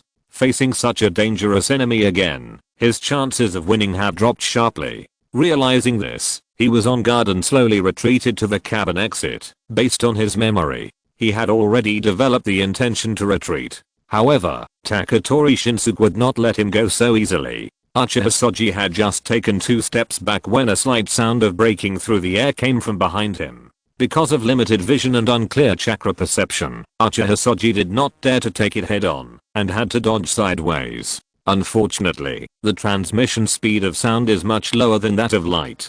This is also when thunder strikes. We all see lightning first, and then hear thunder.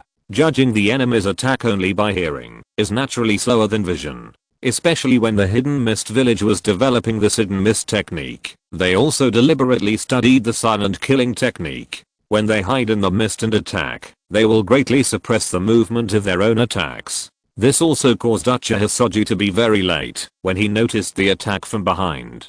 Swish! A silver light flashed and immediately left a long blood mark on Uchiha Soji's shoulder. He did not completely avoid this attack. Damn it. He was angry and immediately swung the kunai to launch a counter-attack behind him. Unfortunately, Taketori Shinsuke, who was good at physical skills, easily dodged this unsystematic attack and turned around to launch another attack. After a scream, Uchiha Soji was hit again. Although he had avoided the vital parts, he was still seriously injured, and his entire right arm became much slower. No, I must leave here as soon as possible, otherwise I will really die in this guy's hands. The situation was getting worse and worse, and Uchiha Soji became more and more determined to escape. It would be fine if it was other mist ninjas, but this one was extremely good at physical skills and was not inferior to him. In this piece of white fog, the situation was becoming more and more unfavorable to him. Then, he formed a seal while dodging the opponent's attack. Although he didn't know what the opponent was planning, Taketori Shinsuke still stepped up his offensive and tried to completely defeat the opponent. Unfortunately, Uchiha Soji was not weak, and even if he fell into a disadvantage, he was not an object that he could easily solve with 1 or 2 moves. After being attacked twice more, Uchiha Soji finally completed his technique. Fire style, Great Fire Dragon technique. He gathered his chakra and spit out another huge fire dragon. Taketori Shinsuke, who was hiding opposite Uchiha Soji, was shocked and jumped away. Boom. The fire dragon was unstoppable and penetrated the white fog in an instant, directly hitting the wall of the cabin behind and opening a big hole. Taking this opportunity, Uchiha Soji followed closely and rushed out along the route opened by the fire dragon. Oh no, that guy is going to escape. Taketori Shinsuke was originally very confused why the opponent was so lucky that a ninjutsu just hit the position where he was hiding. It turned out that the opponent's ninjutsu was not aimed at him at all, but to open a way for him to escape.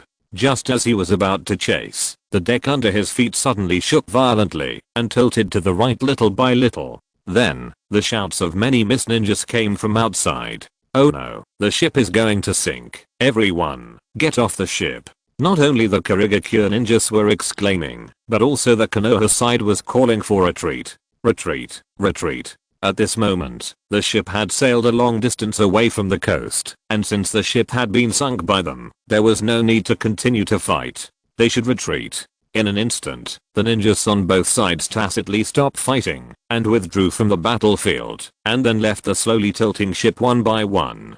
Seeing the situation outside, Taketori Shinsuke also gave up the idea of continuing the pursuit, and then revoked the spell, dispelled the white fog, and came to the deepest part of the bone forest. At this time, the burning fire had spread to the vicinity, but Liu's had not yet retracted the bone spurs on his body, and was still stuck in place and unable to move, being burned by the scorching heat. Seeing Taketori Shinsuke coming, he immediately smiled bitterly and asked for help. Master Shinsuke, please help me. I don't know how to retract these bone spurs. Knowing that he had recently awakened the bloodline limit of the corpse bone vein and was unable to control it freely, Taketori Shinsuke did not blame him and immediately reminded him, the core of the human skeleton is the spine. It is precisely because of its existence that our bones can form a whole and not be scattered. So, if you want to control the power of the corpse bone vein, you must first control the most core spine bones. Hearing this, Ryuzen immediately understood and immediately focused his attention on the spine behind him. As his mental power focused, he finally discovered that compared to the arm bones in the arm, the bone cells on the spine were obviously different. They are also very active, but they are different from the almost out of control activity of the arm bone cells.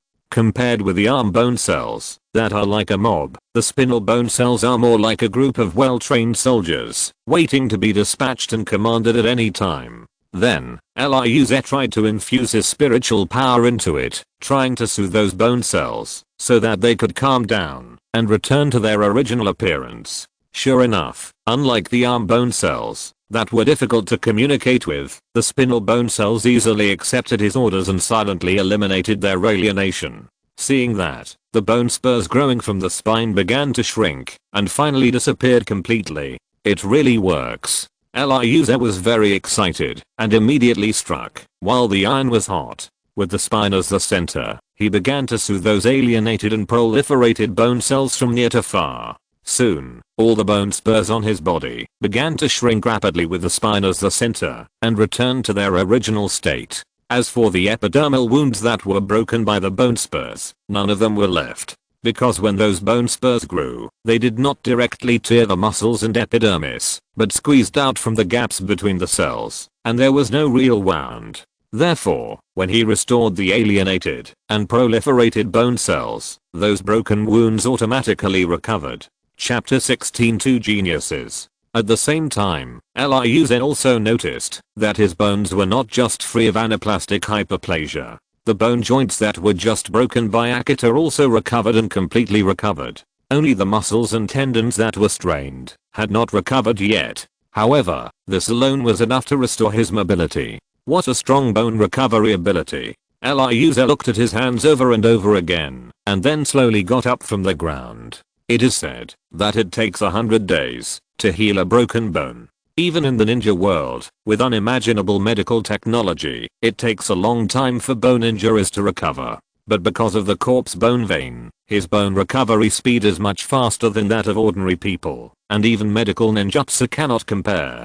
Okay, let's get out of here quickly. The fire is getting more and more intense, and the ship is about to sink. Seeing that he had recovered his mobility, Taketori Shinsuke did not waste any more time and immediately reminded him, and then turned and rushed towards the cabin door. Yes. Ryuzen did not hesitate and then put away his joy and quickly followed. It was just because he had been injured in the battle before, and when he ran again, his wounds all over his body were immediately affected. He couldn't help but grimace in pain, feeling that every step he took was like stepping on the tip of a knife. However, he also knew that it was not the time to stop and rest, so he could only grit his teeth and endure it. Soon, the two rushed out of the burning cabin one after the other. At this time, the entire ship had tilted a little bit, and because of the shift in the center of gravity, the tilting speed became faster and faster. However, not all ninjas had evacuated, and some of them were still fighting on the ship.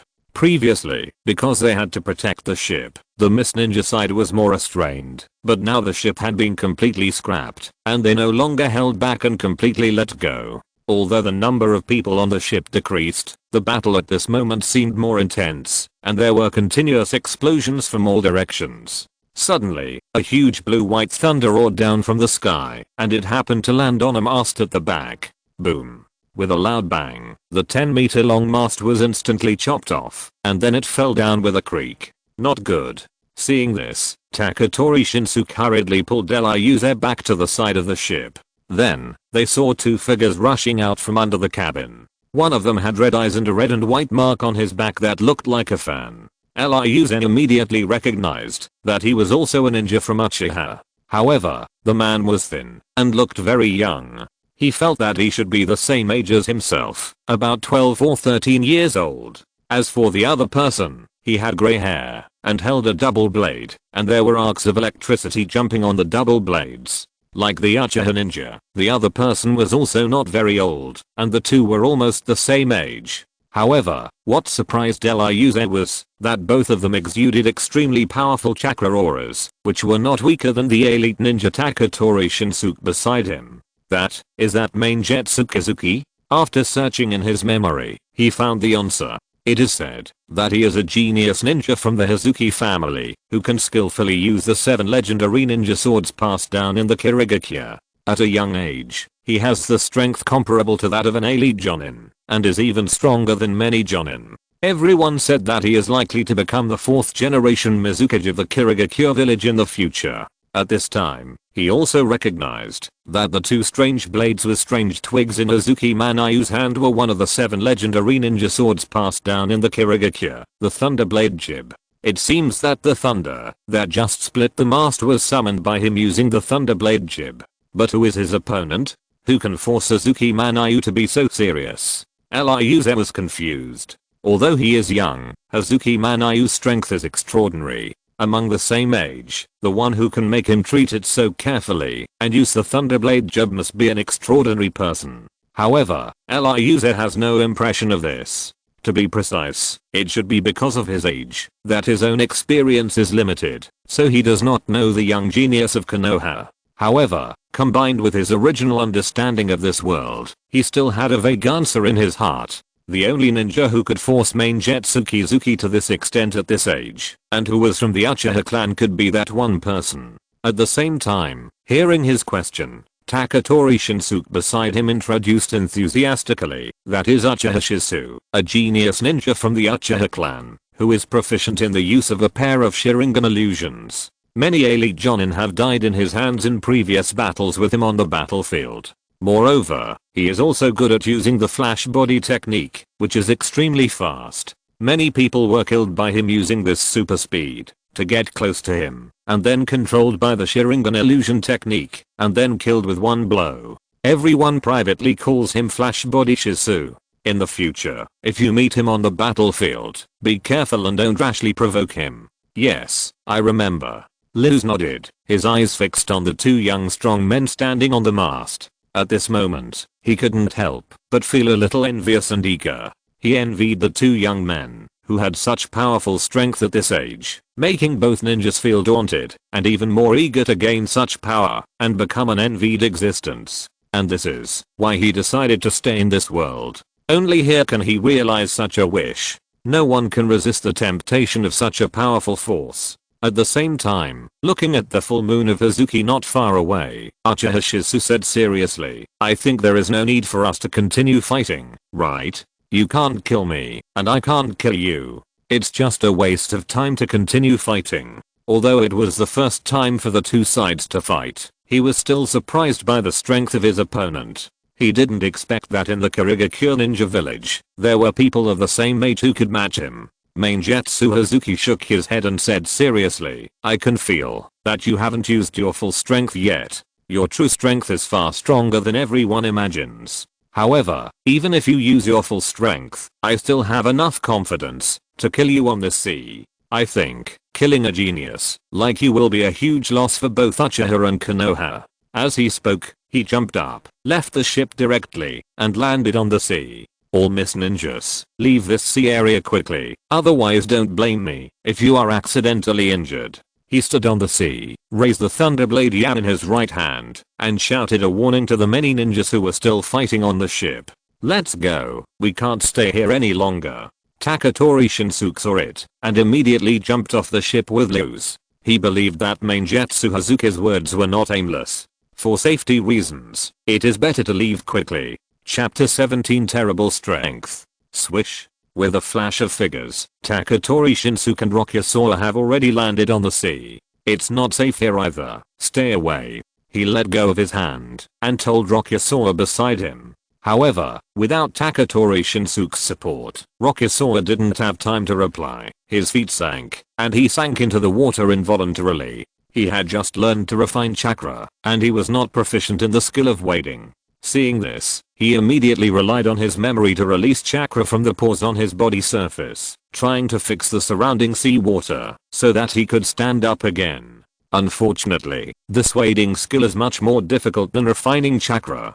Because the water flow itself is in liquid form and flows invisibly, it is not an easy task to forcibly fix it against the laws of nature. What's more, it is even more difficult to make the fixed water flow able to bear his weight so that he can stand firmly on it. Even the original owner of this body spent several days to barely master this wading skill. Now, he wanted to master this relatively advanced skill instantly by relying on memory, which was really a bit unrealistic. Sure enough, after he released the chakra from the surface of his body, he could not fix the seawater around him at all. Instead, it was dispersed by the flowing waves and had no effect at all. Helplessly, he could only temporarily give up the idea of using chakra to wade and began to paddle his limbs while enduring the severe pain in his body. Only then did he finally stabilize his body in the water and stop sinking. Seeing this, Taketori Shinsuke frowned and said, "Not enough chakra." "No." Liu shook his head and smiled bitterly. "The injuries on my body are too painful, and I can't concentrate on fixing the seawater.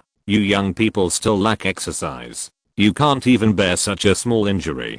Taketori Shinsuke complained, but still reached out and picked it up again. He could see that Liu's injuries were indeed serious, and it was not an excuse. On the other side, Ninjutsu Hazuki, who had landed on the sea, quickly used both hands to form seals, and then his entire body turned into a liquefied form, and countless streams of water shot out like tentacles, dispersing and injecting into the surrounding seawater. Water style. Tatuma taken an instant. A large amount of seawater rolled back along the tentacle-like streams of water, wrapping him up in it. Soon, a huge water monster with Ninjutsu Hazuki as a core, and composed of a large amount of seawater, as high as 10 meters, appeared on the sea surface, emitting an extremely terrifying pressure. "If you don't plan to use your true strength, then you're ready to die here." With a burst of laughter, Ninjutsu Hazuki controlled the huge water monster and rushed towards the ship that had not yet completely capsized. On the sea, seeing his power, many ninjas who originally wanted to stay and watch the excitement retreated and avoided the dangerous sea area far away. Taketori Shinsuke was also horrified. "I didn't expect that guy to be so strong." "Then, sir, are you sure you can beat him?" Looking at the giant monster on the sea, Liuze couldn't help but ask curiously. "Are you deliberately using me to make fun of me?" Taketori Shinsuke glared at him fiercely. Seeing that the other party was a little angry, Liuze was speechless for a moment and didn't know how to answer. It was at this time that he suddenly remembered that the Kid family had a secret ninjutsu called water transformation technique. Once this technique is mastered, it can make one's body liquefied, like flowing water, gathering and dispersing at will, and no longer afraid of any physical attack. And their Taketori clan has the blood limit of corpse bone vein, which is especially good at physical attacks, and is restrained by the Kid clan's water transformation technique. Not to mention that Kid Manayu's current strength is far beyond the elite jonin, even if it is only at the level of chunin. As long as the other party has mastered the water transformation technique, no matter how exquisite the Taketori clan's physical skills are, they can't do anything to him. It's no wonder that Taketori Shinsuke was angry just now. He asked such a stupid question just to get scolded. At this time, Ninjutsu, who turned into a huge water monster, also came to the side of the ship. Compared with the huge ship that was 100 meters long, his 10-meter tall water monster still looked a little petite. However, compared with humans of normal size, it was much larger, and it was completely overwhelming in terms of size. "Let me see what kind of strength you have, Uchiha genius," he shouted, condensed a 20-meter long, tentacle-like water flow, and then aimed at Uchiha Shizu on the ship, and slammed it down. Uchiha Shizu was famous for his speed, so it was naturally not so easy for him to hit him. His figure flashed and disappeared from the ship. Boom. The huge water tentacle slammed the ship hard, and in an instant, wood chips flew everywhere, and a crack that ran through the entire hull appeared. The ship, which had already tilted more than half, sank even more violently after being hit by this fierce attack, and the sinking speed was accelerated again. Half of the hull was already submerged in the water. Although he had dodged the attack, Maingetsu Kizuki certainly did not intend to let Uchiha Shizu go. As the chakra condensed, several more 20-meter long water tentacles grew out of the huge water monster's body and continued to pull down towards the target on the sea. Fire style, Great Fire Dragon technique. Uchiha Shizu was not polite and immediately spit out a huge fire dragon from his mouth to launch a counter-attack. Unfortunately, although the fire dragon was strong, it could only block one tentacle of the water monster. There were more tentacles bypassing the fire dragon and pulling from all angles. Boom. Water splashed everywhere, and several tentacles directly hit the place where Uchiha Shizu had just stood. Did it succeed? Taketori Shinsuke, who was moving Liuze to the nearest ship, couldn't help but stop when he saw it. The tentacles of the water monster blocked all escape routes, and with the huge size advantage, Uchiha Shizu should not be able to dodge. And facing such an attack, even he was not sure to block it. I believe that Uchiha Shizu's fragile body is even less likely to block it. However, seeing the splashing water on the sea, Liuze did not dare to relax at all.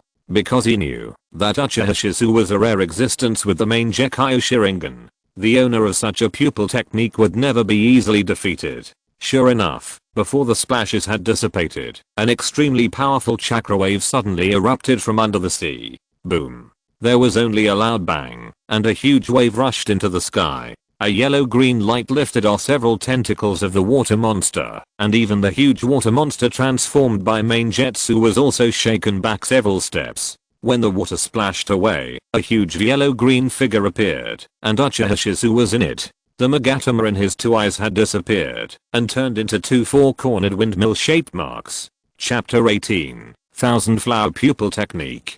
Susanoo. Rokuze recognized the huge figure that enveloped Uchiha Shizu at a glance. Do you know him? Taketori Shinsuke next to him was a little confused. He had never heard of such a thing, let alone seen it. Yes. Rokuze nodded and said seriously, that is an ability of the Uchiha clan's supreme eye technique Mangekyo Sharingan. It can be used to materialize a powerful humanoid armor, which is both offensive and defensive, and very powerful. Mangekyo Sharingan? Taketori Shinsuke was surprised and said in horror, so, that legendary thing actually exists? The Uchiha clan is well known in the ninja world, so all the major ninja villages have done a lot of research on them. Mangekyo Sharingan is one of the results of their research. It is said that after the Uchiha Sharingan reaches the perfect state of 3 Magatama, it can evolve into a stronger eye technique Mangekyo Sharingan. This eye technique is extremely powerful and has only appeared a few times in the entire Uchiha history. When it appears, it can gain terrible power to influence the situation of the war. But they did not find out more in-depth information because the Uchiha clan has not had the Mangekyo Sharingan for a long time. Even in the Uchiha clan, this eye technique has almost become a legend. But how do you know this secret information? Taketori Shinsuke looked at Liuze in surprise. Liuze was stunned by his sudden question. He casually said the secret information that even the hidden mist village did not know, which was indeed a bit inappropriate. But soon, he thought of a reason to explain. He then pointed to his head and laughed dryly. Sir, have you forgotten that we all have more memories of our past lives? I got the information about Susanoo from those memories. Fortunately, everyone was reborn and gained memories of their past lives. Otherwise he would not be able to explain this problem. I almost forgot about this. Taketori Shinsuke smiled bitterly. Everyone's memory is a huge intelligence database. Gaining the memory of the previous life means that they have mastered a lot of intelligence information that they should not have mastered in advance. On the other side, feeling the pressure of the yellow-green figure shrouding Uchiha Shizu, Manzuki Hazuki couldn't help but feel more and more excited. So, is this your real power? It is indeed powerful. However, on this sea, I believe that the person who will win in the end is still me. He laughed and controlled the water monster to pounce on Uchiha Shizu. Uchiha Shizu did not rush to meet the enemy, but instead shouted to his companions fighting on the sea nearby, "You retreat quickly, I can't delay him for too long." Judging from the breath alone, the giant monster transformed by Manzuki Hazuki's ninjutsu should be equivalent to his Susanoo, and it is difficult for them to defeat each other.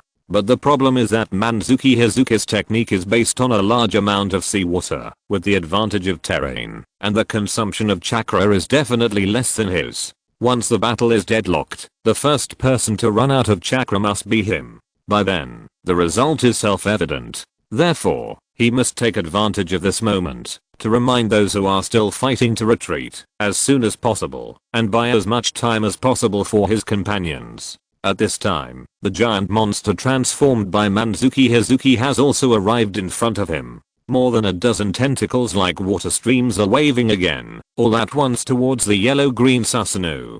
Because Susanoo is too huge and cannot avoid such a dense attack, Uchiha Shizu naturally did not waste energy to dodge. He immediately controlled Susanoo with both hands and punched the water monster in the face with all his strength. Boom. More than a dozen tentacles hit Susanoo first, but Susanoo blocked it with its strong defense and was not hurt at all. On the other hand, after the giant water monster was hit by Susanoo, a big hole was instantly opened, and Manzuki Hazuki in the middle of the core was also broken into a pool of liquid. However, the giant water monster did not collapse. That alone won't defeat me. Amid Manzuki's triumphant laughter, the seawater under the giant water monster's feet suddenly rolled back and flowed into the wound along its body. In the blink of an eye, the water monster whose body had just been pierced returned to its original state, and even Manzuki returned to his previous posture. Not good.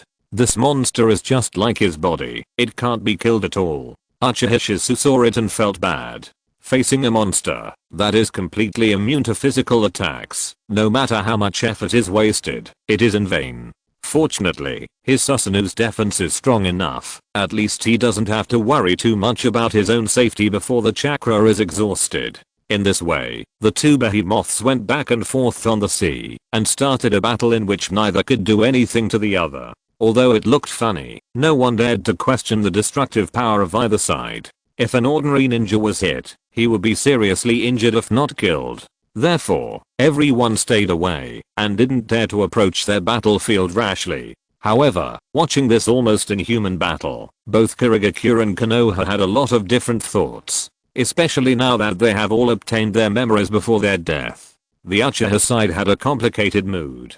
Such a powerful fighting force was not used by them in the end, which was really heartbreaking. And many members of the root organization hidden in the Konoha ninja army were very afraid. They came to assassinate Uchiha Shizu on the orders of Dunzo, but seeing his current strength, they had no idea of fighting. Too strong.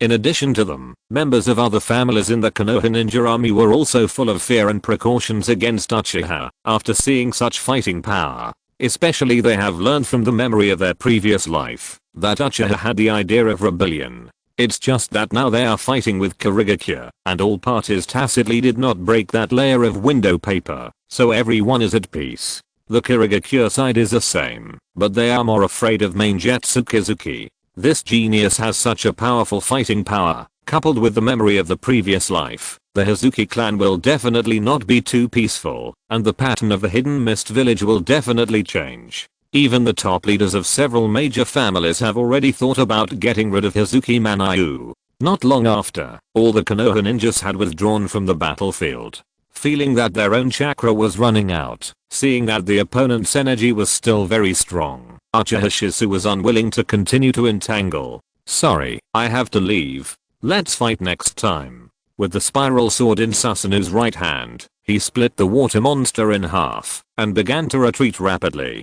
Chapter 19 Finale. Want to leave? Not that easy. With a loud shout from Manzuki Kizuna, several more water tentacles emerged from the remains of the water monster, wrapping around Susanoo at lightning speed, tying it up like a dumpling, unable to move an inch. I want to leave, but you can't stop me. Uchiha Shizu sneered. A tear of blood flowed from his eye socket, and the windmill-like mark in his eye began to spin rapidly. Then, the yellow-green Susanoo chest armor opened automatically, revealing an orange-red Megatama. Susanoo 99 styles in an instant. A large amount of chakra condensed with the orange-red Megatama as a core, and then turned into yellow-green arrows that poured out.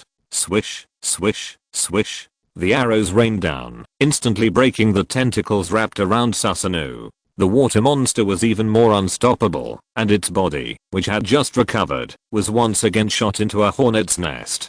Even because the attack this time was more intensive, the destruction was more thorough, but in a blink of an eye, the huge water monster was shot into slag. Taking this opportunity, Uchiha Shizu put away Susanoo, and then used the instant body technique to leave quickly. Seeing that there was no trace of him on the sea. In the distance, the Konoha side saw it, and burst into cheers, thinking that Uchiha Shizu had completely killed Manzuki. But then, Manzuki's body condensed on the sea again, and the cheers stopped abruptly. Want to get rid of me? It's not that easy.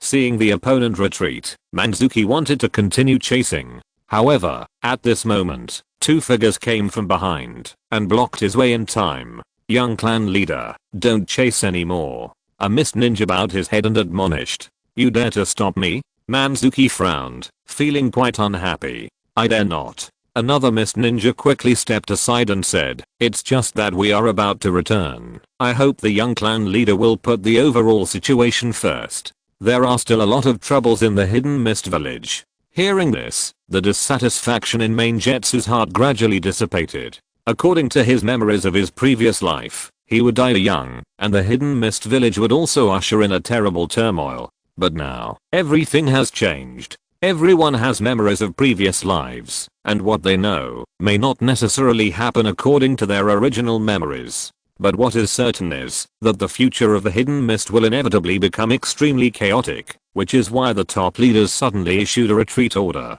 For the sake of the overall situation, he really shouldn't make trouble. Especially the opponent just now is not so easy to deal with. Okay, I know. Mainjetsu responded, then turned and walked towards the nearest ship. At this point, the pursuit war initiated by Konoha has come to an end. As long as the two sides formally sign a ceasefire agreement, the war between the Land of Water and the Land of Fire will officially stop. At the same time, Taketori Shinsuke also took Ryuze to a ship.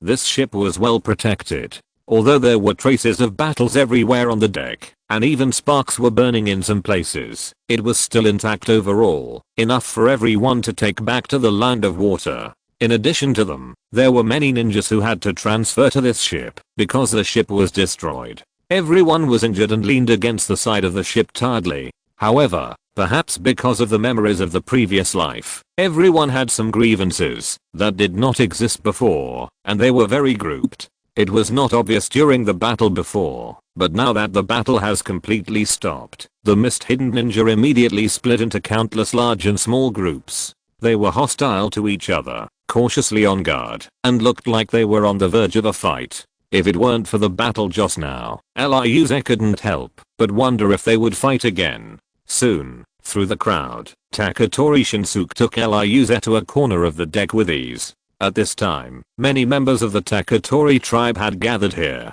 How many people did you lose? Taketori Shinsuke, an elite jonin, immediately asked another jonin of the same clan. About 1/10, including a jonin who awakened the corpse vein. The jonin of the same clan said solemnly, the awakening of the corpse vein is difficult, and only about 1/3 of the people in the entire clan have awakened it. Although the power of this bloodline limit is powerful, it is also the object of the enemy's special care on the battlefield. Therefore, it is not easy for the awakened corpse vein to grow safely to the level of jonin. Every loss of such a force is a great loss to the clan. What about your side? I saw that your ship has been sunk. I think the loss should be more serious, right? The jonin of the same clan asked with a hint of worry. Even the sea ship was sunk, and the tragic situation of the battle can be imagined. Taketori Shinsuke glanced at his fellow tribesmen who had moved here, and silently calculated in his mind, and said seriously, we lost nearly 1/3 of our people. Except for me, all the jonins have died. Hearing this, many of the fellow tribesmen present were shocked, and couldn't help asking, why is there such a serious loss? Taketori Shinsuke shook his head and smiled bitterly. Our ship should be the main target. Most of Konoha's most warlike Hyuga and Uchiha clans are concentrated there, so the casualties are more serious. A tall jonin immediately said, but, the little guys down there are fine. It doesn't make sense that even the jonin lost so many people. Especially on your ship. In addition to you, there are also several jonins who have awakened the corpse vein. The power of the corpse vein gives them powerful combat power and survival ability. Losing so many jonin is really shocking. It's instant body shizu. Taketori Shinsuke sighed and continued, his fear is far beyond your imagination. With his amazing speed, he used the Sharingan illusion to an extremely terrifying degree. The people he targeted didn't even have time to react before he pulled them in close, hit them with illusions, and then killed them without any resistance. Half of the jonin who died on our ship were killed because of him. If it hadn't been blocked by the genius of the Kid family, I'm afraid there would have been more deaths. Extreme speed can make people hard to defend against, and coupled with the Sharingan illusion, that can instantly make people lose the ability to resist. Ordinary people will only die if they encounter Uchiha Shizu. It seems that we have to avoid that instant body Shizu as much as possible in the future. A jonin of the same clan couldn't help but sighed. I just don't know who is faster between this instant body Shizu and Golden Flash, he added. There is news from my Wagakure that a jonin named Namikaze Minato in Konoha has mastered the forbidden technique Flying Thunder God technique left by the second Hokage. With this move, he has become famous in the northern battlefield and is praised by them as Golden Flash. Chapter 20, The Fate of a Clan. Liuze smiled and said, I think, if he is well prepared, Golden Flash should be faster than instant body Shizu. Hearing this, many of his fellow tribesmen at the scene couldn't help but look at him in surprise. You know? Taketori Shinsuke asked curiously. Yes. Liuze nodded. In order to better integrate into this tribe, he did not hide anything and explained to everyone immediately. To be honest with you, my previous life was lucky enough to escape the danger of extermination, and then I hid my identity and lived until after the 4th Ninja World War. Therefore, I have seen many things that you don't know. For example, I know that the Flying Thunder God technique is a ninjutsu involving the power of time and space. So, it is not a very fast movement, it is essentially a spatial shift.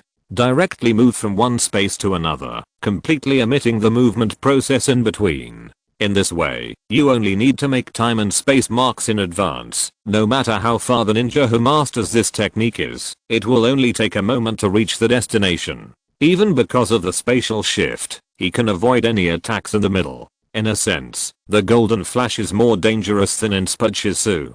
Hiss. Hearing this, everyone couldn't help but take a breath of cold air. One instant body Shizu is already enough to give people a headache, and I didn't expect that there would be an even more troublesome Golden Flash. No wonder Iwagakure has been in a stalemate with Konoha. However, judging from the current situation, the war between the 5 major countries should stop soon, and everyone doesn't have to worry about encountering the Golden Flash for the time being. Liuze added immediately. That's right. Many jonin nodded in agreement. Those suddenly awakened memories of past lives will plunge the entire ninja world into chaos. If the 5 major ninja villages don't want to be destroyed in the war, they can only stop the war and deal with their internal conflicts. They don't know what will happen to other villages, but they know the details of Kirigakure very well. According to their original memory, the Tae-style Wind Clan and the Ice-style Snow Clan started a civil war when Kirigakure concentrated its forces on the front line, which seriously damaged Kirigakure.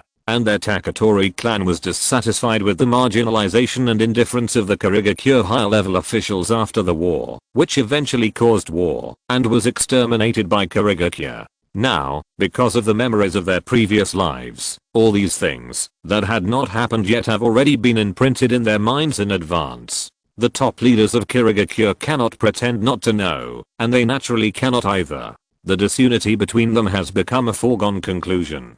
Although the current situation is relatively stable, there are already undercurrents underneath. A senior ninja carefully glanced around and lowered his voice and said, "By the way, what do you think of Kirigakure now? Are we going to rebel this time?" According to the memories of their previous lives, they rebelled, but failed in the end. Even though the corpse bloodline limit gave them powerful power, the power of their clan alone was not enough to fight against the entire Kirigakure village. What's more, their power is not perfect and also has great limitations. Kirigakure can easily deal with them with targeted deployment. This is also the reason why their rebellion failed. Upon hearing this, a jonin complained immediately, "The 3rd generation is old. Those high-ranking officials also dislike us and always use us like watchdogs. I've had enough of this kind of life. Even if it happens again, I will choose to rebel without hesitation. But we need to learn a lesson this time and prepare a more detailed and safe plan. The other ninjas of the Taketori clan present nodded.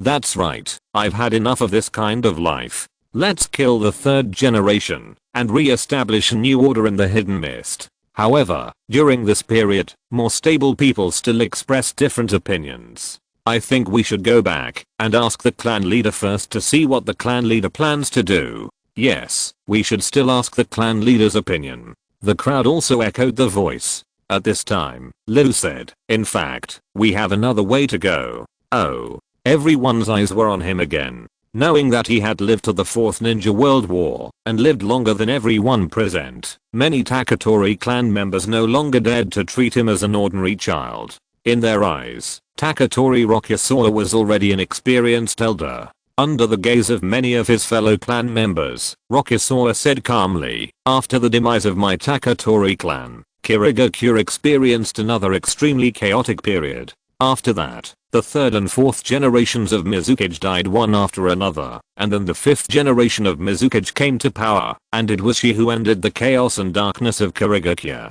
She vigorously promoted the institutional reform of Kirigakure, thus bringing Kirigakure into a new era. We, the Taketori clan, don't have to fight alone and confront Kirigakure head-on. We can support that Mizukage, return to Kirigakure in her name, and take back everything that belongs to us. In this way, we don't have to face the pressure of the entire Kirigakure alone, and we don't have to worry about causing opposition from the entire Kirigakure afterwards. Hearing this, many Taketori clan ninjas present couldn't help but brighten up.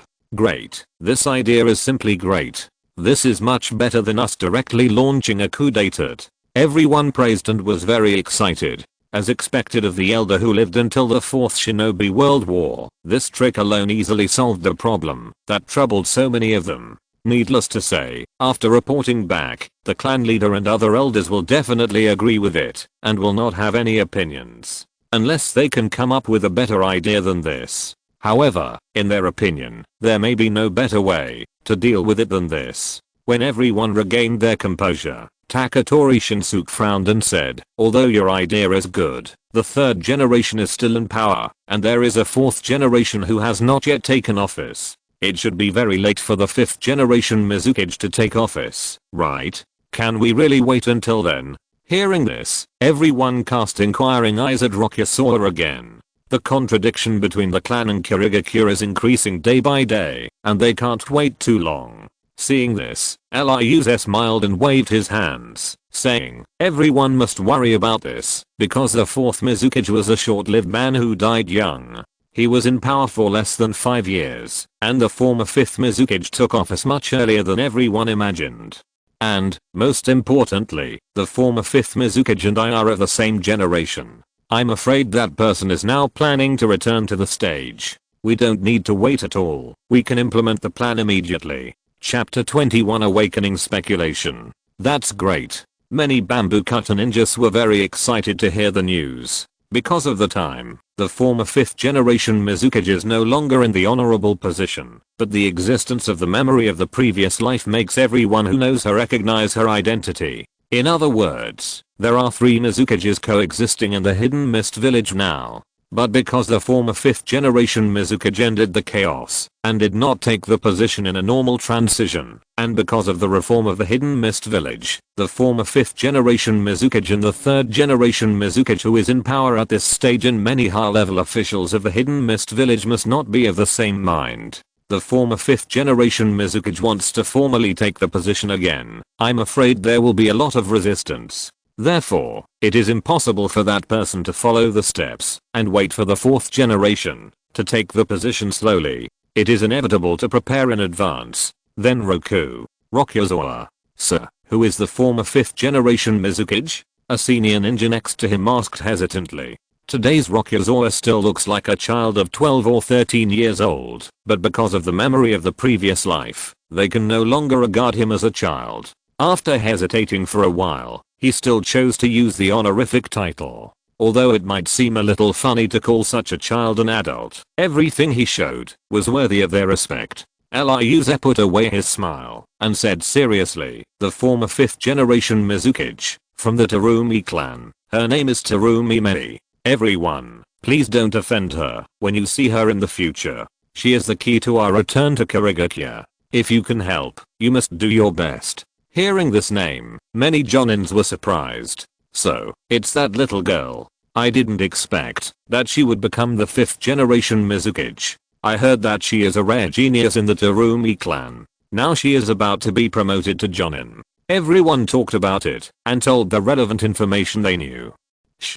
Be careful, be prepared. Yes, we should be careful and be prepared. Everyone nodded, no objection. Then, everyone started discussing about safety protection. After a long time, until everyone felt tired, they dispersed and found a corner to rest. After all, they had just gone through a big battle, and everyone was injured, and they needed time to rest and recover. However, considering their own safety, they did not dare to stay too far away, so that they could take care of each other. At this time, Ryuze also leaned against a corner, and finally had time to slowly think about and master his corpse vein blood limit. He was very curious about when he awakened this kind of family blood limit. After searching carefully in his memory, he still did not find the answer. He was very sure that this kind of blood limit was not awakened when the original owner of his body existed. If it's not him, could it be me? Ryuze frowned. However, he also clearly remembered that, since he was reborn and awakened on the battlefield, he had not experienced the painful process of awakening the corpse vein. Wait, battlefield? When he mentioned the battlefield, he seemed to realize something. Although his soul consciousness possessed this body and continued the life of this body, the life between him and the original owner was not seamless. Because, from the time when the original owner of this body lost consciousness and was on the verge of death, until his soul consciousness regained control of the body and awakened, the memory of this body was blank. Neither he nor the original owner of this body had any memory of this dying state. And if his corpse vein bloodline limit awakened, but did not leave any memory to any of them, it could only have appeared during that period of time. In particular, he remembered that there was a record in the clan that the power of the bloodline limit was hidden in a person's body, like some hidden potential, which was easier to be stimulated when it came to life and death. Thinking of this, Ryuze finally came to a conclusion. His corpse vein should have been stimulated and awakened when this body was on the verge of death. Because the original owner's soul consciousness was about to dissipate, and his soul consciousness was not completely attached, so there was no memory of this incident. However, in a sense, the awakening of the corpse vein at that time was also a good thing for him. At least, he was spared the pain of the first bone hyperplasia when his body awakened. Then now, my top priority is to master the power of the corpse vein. Looking at his right hand, he made a decision secretly. Now that the war has stopped, it looks calm on the surface, but in fact, there are already undercurrents underneath. He must improve his strength as soon as possible, so that he can protect his safety in the chaos that follows. Before this, he originally planned to familiarize himself with the use of chakra first, and then learn and master some ninjutsu, but now that the corpse vein has awakened, his goal has naturally shifted to this. You know, the corpse vein is his blood limit, a natural power. Although he doesn't understand how this power was born, because of this natural relationship, this power is highly compatible with him, which allows him to master this power more easily and exert this power more easily.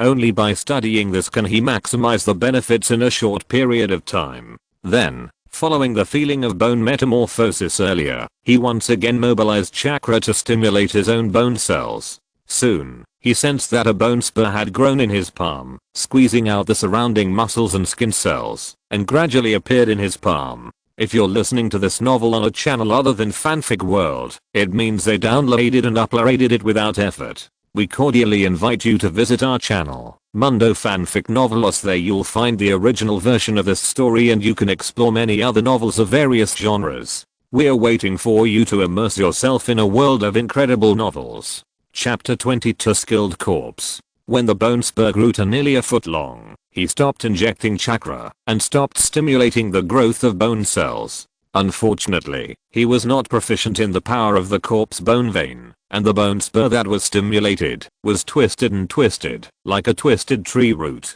Even the tip of the bone spur was not as sharp as he imagined, but rather seemed a bit blunt. Alas, seeing such a masterpiece, he couldn't help but shake his head and sigh helplessly. Beside him, Taketori Shinsuke, who was resting, couldn't help but ask curiously, "My lord, your corpse bone vein should have been awakened recently, right?" "That's right." Liz nodded and said with a smile, "I almost died on the battlefield before, and it was when I was on the verge of death that my corpse bone vein awakened." "Then you are really amazing." Taketori Shinsuke was shocked. He himself was also an awakener of the corpse bone vein, so he naturally knew how painful it was when the corpse bone vein first awakened, and the bone hyperplasia was very painful. When a person is dying, his body must be extremely weak. At this time, the awakening of the corpse vein is simply adding insult to injury. But even so, Liuze still managed to survive, which is really amazing. Knowing that Taketori Shinsuke must have misunderstood, Liuze did not deliberately explain. He needed to gain a foothold in the tribe and better integrate into the Taketori tribe. Naturally, he did not mind leaving a good impression of his strong will on this fellow tribesman. Then, he pointed to the masterpiece in his palm and asked seriously, "Excuse me, sir, how can I make the bone spurs on my body look like what I want?" Taketori Shinsuke was stunned for a moment and said in surprise, "Sir, didn't you awaken the corpse vein in your previous life?" For those of them who have awakened the corpse vein, Liuze's question is just common sense. "Yes." Rokuze nodded and said seriously, "Although I barely survived the 4th Shinobi World War in my previous life and lived longer than all of you, I did not awaken the Shikotsu bloodline limit. As for the power of this bloodline limit, I have only heard of it in my clan, and I have never really felt it myself. So, I still need your help and guidance, so that I can use this power proficiently." "No problem." Taketori Shinsuke agreed immediately, sat up straight, and said seriously, "The power of the Shikotsu bloodline limit is essentially a kind of bone hyperplasia. Through the awakening of the bloodline limit, the genetic genes in our bodies are activated, and the bone cells will become different from those of ordinary people. They will become more active, and can be catalyzed at will like muscle tissue, and grow rapidly. Even the hardness will far exceed the bones of ordinary people, harder than steel." As he said that, he took out a kunai from his waist pocket, and chopped it straight forward. Ding.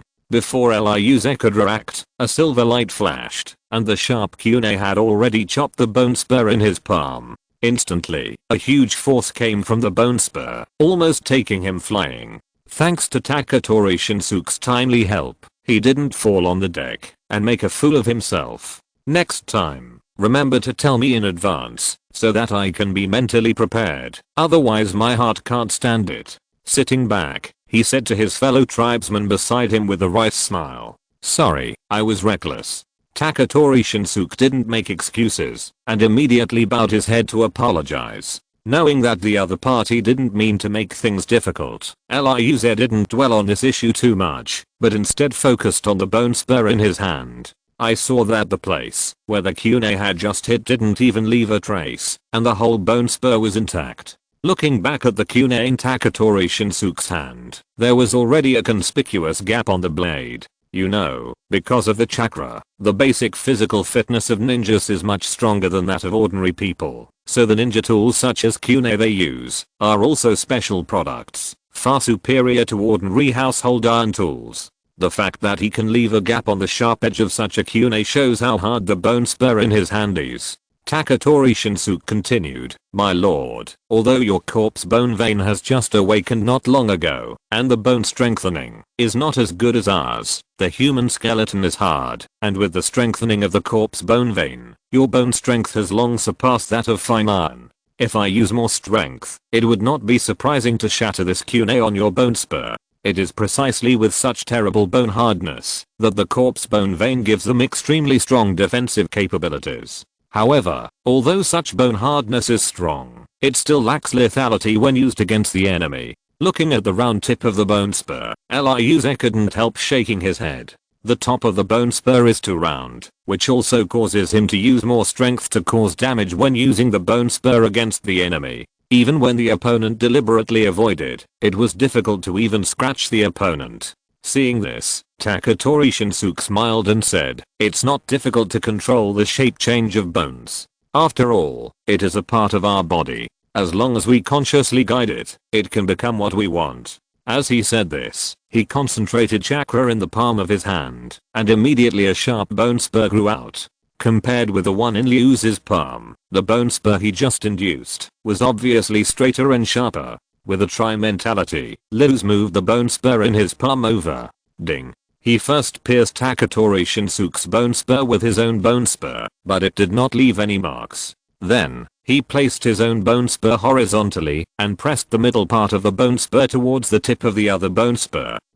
The collision sound this time was different from the previous one. He clearly felt that his bone spur suddenly sank at the moment of pressing it down. Obviously, his bone spur was pierced by the other bone spur. This was not only because the opponent's bone spur was sharper, but also because the opponent's bone spur was much harder than his. Otherwise, the tip of the bone spur would definitely be crushed by his hard bone when it pierced his bone spur. Fortunately, there were no nerve fibers in this kind of alienated and hyperplastic bone. Even if his bone spur was pierced, Liuze would not feel any pain. Then, he pulled out the pierced bone spur and silently retracted his palm. After the alienated bone returned to its original state, he once again mobilized chakra to activate bone cells for proliferation. This time, he followed Taketori Shinsuke's instructions and concentrated his mental power on those bone cells, and then consciously began to guide them to grow, just like twisting a thin thread and slowly lifting the bone spur up. Soon, after a sharp little thorn broke the epidermis of the palm, another white bone spur appeared. Chapter 23, Bones are difficult to change. Compared to the bone spur that Liuze had just induced, the second bone spur that Liuze induced was obviously straighter, and the surface of the entire bone spur became smoother, unlike the rough bark of the previous one. Although, on the surface, this subtle change seems to have no effect. In fact, this change may directly affect the outcome of a battle in actual combat. Because the surface of the bone spur is smoother, it means that the friction will be smaller, and it is not easy to get stuck when colliding with the opponent's weapon. Especially with the shape characteristics of bone spurs, they are generally used for piercing attacks. The smoother surface of the bone spur will make it more difficult for the opponent to parry, so that it is easier to be stabbed, and when piercing into the opponent's body, it will also reduce a lot of resistance, allowing the bone spur to penetrate deeper and make the damage effect more significant. As for the tip of this new bone spur, it goes without saying. Liuze guided the bone spur out by twisting the top and lifting it, which made the entire bone spur, the tip that he twisted, grow in the front all the time, and the bone hyperplasia behind it lags behind by 1 point, narrow at the top and wide at the bottom, and a perfect cone shape is formed. Seeing the new bone spur, Taketori Shinsuke nodded and couldn't help but admire. "Your comprehension is really extraordinary. You have grasped the key points of bone spurs in one go. No. Without your guidance, I can't master it so quickly." Liuze shook his head and then turned his palm over, facing the bone spur to the ground. Without applying extra force, he naturally pressed his palm down to the ground. Thump. There was only a slight sound, and he felt a sense of delay from the bone spur, and then it easily pierced into the wooden deck. Not bad, not bad. Liuze was extremely happy after pulling out the bone spur again. Although it only penetrated an inch, it was not because his bone spur was not sharp enough, but because he did not use enough force. If he used all his strength, he believed that he would be able to pierce the entire wooden board. There is one thing I'm curious about. After putting away the bone spur in his palm, he turned to Taketori Shinsuke and said, "I found that everyone is converting bone into bone spurs for use, and it seems that there are no other forms of change. Why is that? Logically speaking, the power of controlling bone changes with the corpse bone vein should not be limited to this single form." Hearing this, Taketori Shinsuke smiled bitterly and said, "There is one thing you may not know, sir. Although our corpse bone vein can control the proliferation and alienation of bone, it cannot completely control their changes in form. Because this kind of alienated and hyperplastic bone is based on our bones, it is not a simple product of the change of chakra properties. In addition, the structure of bone itself is very tight and extremely hard, so it is not as easy to change its form as some loosely structured substances such as water and flames. Therefore, if we want to make our bone form change freely like flowing water, we need to spend a lot of energy and chakra. The tighter the structure of a substance, the more difficult it is to change. This is the basic law of nature. Even the extraordinary power of chakra is included in the laws of nature. How much extra chakra will be consumed in that way? Liuz frowned and asked. It is several times more than the normal deformation consumption.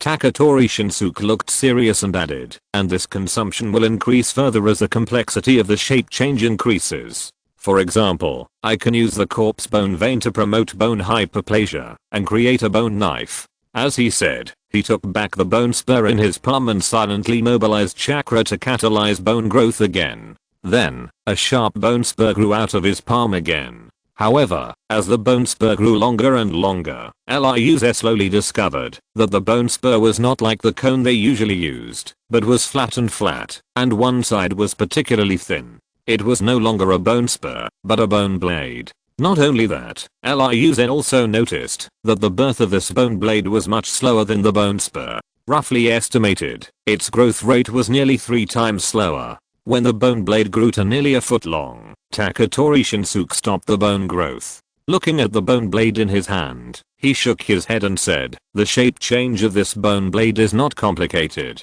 but do you know how much chakra I consume to make such a bone blade? Please give me some advice, sir. Liuz looked serious and made a gesture of humbly asking for advice. Taketori Shinsuke sighed and continued, according to my own estimation, the chakra consumed to make this bone blade is enough for me to make 3 bone spurs like the ones just now. And this does not include the time cost in the middle. So, in order to save time and chakra, we chose the simplest bone spur as the most commonly used change form. The reason why the shape of the bone spur is simple is that it is enough to lift the top to form a sharp angle. As for the part below the top, there is no need to care too much, because the killing point of the bone spur is at the tip. Compared with the bone blade, they need to create a flat thin surface to make it a sharp blade. If the thin surface is not thin enough, the blade edge will not be sharp enough, and the straightness will also affect the performance of the blade edge. Comparing the two, it is much easier to make bone spurs than bone blades. Not only that, Liuz also thought of more from the bone blade in Taketori Shinsuke's hand. The main function of bone blades is nothing more than chopping and cutting, but they can completely replace it with bone spurs. They only need to grasp the distance and only use the tip of the bone spur to fight the enemy. They can also achieve the same damage effect of chopping, cutting, and splitting by swinging the bone spurs. Therefore, from a practical point of view, they really don't need to waste extra energy to create bone morphological changes, unless such morphological changes can make up for a lot of cost consumption and bring them greater benefits. After figuring everything out, Liuz solemnly thanked Taketori Shinsuke next to him. I understand. Thank you for your advice, sir. Nothing, just some very common sense. Taketori Shinsuke smiled and waved his hand, and then said, if you don't understand anything, you can ask me. I will do my best to answer you. Thank you. Liuz's eyes lit up immediately after hearing this, and he said, I have recently awakened the bloodline limit of the corpse bone vein, but I don't know anything about the physical and ninjutsu of the clan that cooperate with the corpse bone vein. I still need your guidance. No problem. Leave this to me. Putting away the bone blade, Taketori Shinsuke patted his chest and said, it will take some time to return to Kirigakure. There is nothing to do in this vast ocean. It is just right to guide this elder in practice and do a favor. He can foresee that with rich memories of the previous life, when this person returns to the clan, he will definitely become an important existence. However, before that, I still need to familiarize myself with the power of the corpse vein. Please give me a little more time. Liuz said apologetically. No problem, I can wait. Taketori Shinsuke nodded with a smile. Chapter 24, 10 Fingers Piercing Bullets. In the following time, Liuz continued to stimulate bone growth, and then retracted them. quickly adapting to the awakened corpse bone vein bloodline limit in his body. After nearly a day of training, he could use the corpse bone vein to stimulate bone changes at will, and he could use it freely. Of course, in addition to the fact that he was an adult with stronger learning and cognitive abilities than a child, the corpse bone vein itself was a bloodline limit. The bloodline limit was a hereditary power that was highly compatible with himself. It was something he was born with, and he only needed to use it directly without deliberately exploring and analyzing the source of this power. But if you start learning other ninjutsu from scratch, it would be different. Except for those ninjutsu that did not involve the change of chakra properties, all other ninjutsu of various attributes needed to learn the change of chakra properties first. Only by understanding the attribute transformation can you further use the attribute transformation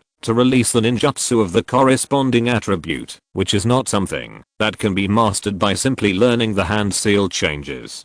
This is also the reason why the copy ninja Kakashi can copy most of the ninjutsu with the help of the Uchiha family Sharingan, but cannot copy a series of secret techniques such as bloodline limit and bloodline elimination. He has mastered the 5 most basic chakra nature changes, but has not mastered the nature changes of a series of secret techniques such as bloodline limit. Without the corresponding chakra nature change foundation, even if the opponent's hand seal changes are copied through the Sharingan, they cannot imitate and perform. Of course, although Ryuza has mastered the corpse bone vein, there is still a big gap compared with those strong people in the clan who have awakened the bloodline limit early. This gap is not only reflected in the proficiency of the manipulation of the corpse bone vein, but also in the degree of strengthening of the corpse bone vein for their own bones. By constantly tapping their own potential and allowing the corpse bone vein to grow, their bones will be further strengthened and become harder and harder.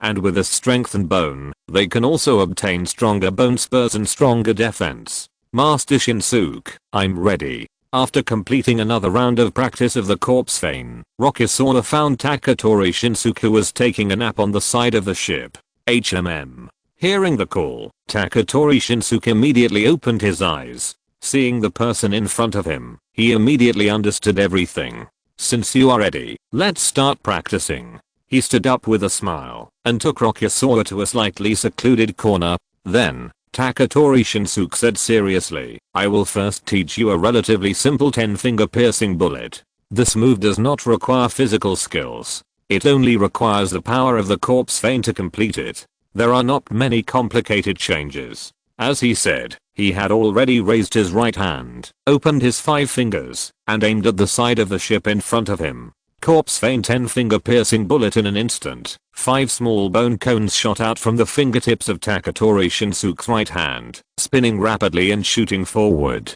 Ta-ta-ta. With a burst of gunfire, 5 bone spikes penetrated the wooden side of the ship in front and fell into the sea outside. Then, Taketori Shinsuke introduced it seriously. This move is not very lethal. Unless it hits the vital point, it is difficult to cause fatal injuries to the enemy. However, this move is not completely useless. It is easy and convenient to release. It can be used to harass enemies who cannot be approached at close range, or to interrupt the enemy's preparation. Isn't this the same as throwing shuriken? Ryuza joked with a smile. It's almost the same. Taketori Shinsuke nodded and said, however, the lethality of this move is much stronger than throwing shuriken. As he said that, he pointed to the 5 small holes just left on the side of the ship. If 5 shurikens were thrown just now, there would never be such penetrating holes on the side of the ship. Unless it is a being with amazing strange power, it is impossible to shoot directly through the side of the ship with shuriken. This level of lethality can generally only be used to harass the enemy, and it is difficult to play a decisive role. Moreover, in battle, the shuriken will eventually run out, and then this trick will be useful. Taketori Shinsuke continued. Shurikens and kunai are both made of metal, and most people don't carry too many of them. If they carry too many, they will inevitably collide with each other and make a clanging sound when they are in action. For ninjas who are good at lurking and assassinating, this kind of sound will expose their tracks, which is undoubtedly extremely deadly in battle. And if they carry a small number of them, they will naturally run out quickly. Well, I understand. Ryuze nodded, and then asked again, but I don't understand, just a bone all shouldn't have this level of penetrating power, right? No matter how sharp the bone all made by Taketori Shinsuke is, a certain degree of force must be applied to make the bone all penetrate the wooden side of the ship. If it is just fired casually, it can only be nailed on it like a shuriken. Taketori Shinsuke smiled and said, that is another key point in practicing this move. Only by mastering that key point can the bone cone you shoot out have enough lethality. Please give me some advice, sir. Ryuze immediately asked seriously. Taketori Shinsuke did not deliberately keep the secret, and then stretched out a finger to point forward, slowly saying, when using this move, we must first use the corpse bone vein to control the bone changes so that our front phalanx becomes a sharp bone cone. Then, use the corpse bone vein to stimulate the growth of the back phalanx so that the back phalanx grows violently and hits the front bone cone, and then use the impact force generated by this collision to eject the bone cone. While speaking, he had already followed the steps he said to stimulate the back phalanx to hit the front bone cone. Ta! A bone cone immediately shot out from his fingertips and then pierced through the wooden side of the ship and shot into the sea. Now, you try it. Taketori Shinsuke turned around and gestured. Ryuze nodded and stretched out a finger impatiently. Following Taketori Shinsuke's instructions, he silently used the corpse bone vein to control the deformation of the front finger bone and soon a small bone cone tuck shape. Then, he started the second step, applying the power of the corpse bone vein to the back section of the finger bone, urging it to grow suddenly. Click. There was a muffled sound, and Ryuze's fingertips couldn't help but tremble, and suddenly a section of white bone cone was exposed. But the bone cone did not burst out directly from the fingertips as he imagined, but was stuck in the flesh and could not move forward or backward. Not only that, there was a piercing pain at the collision point between his finger bones and the bone cone, which made him gasp. His Chapter 25, Combo Physical Technique, Part 1, failed. Ryuze failed in his first attempt to use the 10 fingers piercing bullet. Although he had already prepared himself mentally, he was still a little disappointed by the result. Taketori Shinsuke next to him said seriously, although you will feel it is very simple when I explain it to you. In fact, if you want to really master this move, you still need to put in a lot of effort. And the reason why you failed just now is that the bone cone you generated was not separated from the finger bone in time, which also caused a large part of the impact force of the finger bone hitting the bone cone to act on yourself and not be released. So, your bone cone was stuck in the fingertip and could not be really shot out. Feeling the pain gradually subside, Ryuze's nervous mood slowly calmed down. He thought for a moment and realized, so, before ejecting the bone cone, I should push the bone cone as far as possible out of the fingertip to reduce the binding force of the flesh and blood on it. Then disconnect the bone cone from the phalanx to ensure that when the phalanx hits the bone cone, they can separate in time and release the power. As he said, he forced the bone cone out of his body completely, allowing the phalanx to recover, and then tried again. This time he was very careful and moved slowly. First, he transformed the front end of the index finger bone into a bone cone, and then used the bone growth to push it towards the fingertip little by little. Soon, a white spike broke through the epidermis of the fingertip and appeared. When he felt that the bone cone was about to fall out of the fingertip, he stopped pushing the bone from behind and controlled the phalanx to shrink back a little, leaving a small space for impact. Go. Feeling that everything was ready, Ryuze shouted softly, using the power of the corpse bone vein to suddenly stimulate the growth of the phalanx. Snap. With a slight impact, he felt his fingertips go numb, and then a small white bone spike shot out and hit the side of the ship in front. I succeeded. Seeing this result, Ryuze was very excited. However, unlike Taketori Shinsuke's powerful killing power that directly penetrated the side of the ship, his bone spike hit the side of the ship and only barely nailed it on it without falling to the ground. This level of killing power would only scratch the epidermis at most when hitting a person. Well, sir, you did succeed. Taketori Shinsuke nodded, not feeling the slightest bit of surprise. This move is not difficult to learn, and after obtaining the memories of the previous life, this young adult seems to have greatly improved his understanding. It is natural that the other party can learn it in such a short time. But, he paused and continued, although you have learned this move, if you want to really make it work, you still need to practice for a long time to enhance the lethality of this move. Judging from the current state, this move is just a show off. It doesn't hurt anyone, and it's not even as good as throwing a shuriken. Well, I remember it. Ryuze nodded without refutation. He knew very well that no matter how powerful a move is, it takes time to practice it little by little before it can really exert its power. With the long-range ninjutsu attack, I will now teach you a physical technique, willow dance.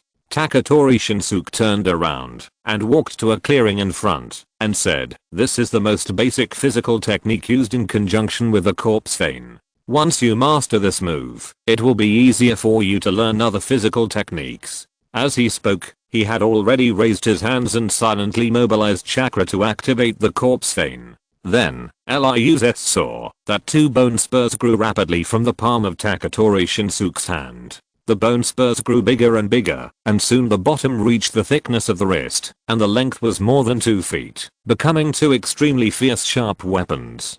Taketori Shinsuke crossed the 2 bone spurs in front of his chest and said to Ryuze seriously, our bone spurs have no sharp edges, and they rely on the sharp corners at the front to exert their lethality. So, when facing the enemy, you must pay attention to maintaining the distance between the enemy and us, and try to control the opponent within the reach of the bone spurs as much as possible. As he spoke, he had already waved the bone spurs on both hands and began to dance. However, perhaps in order to deliberately show Ryuze the moves and facilitate learning, Taketori Shinsuke's speed was very slow as a frozen film, and each move was separated.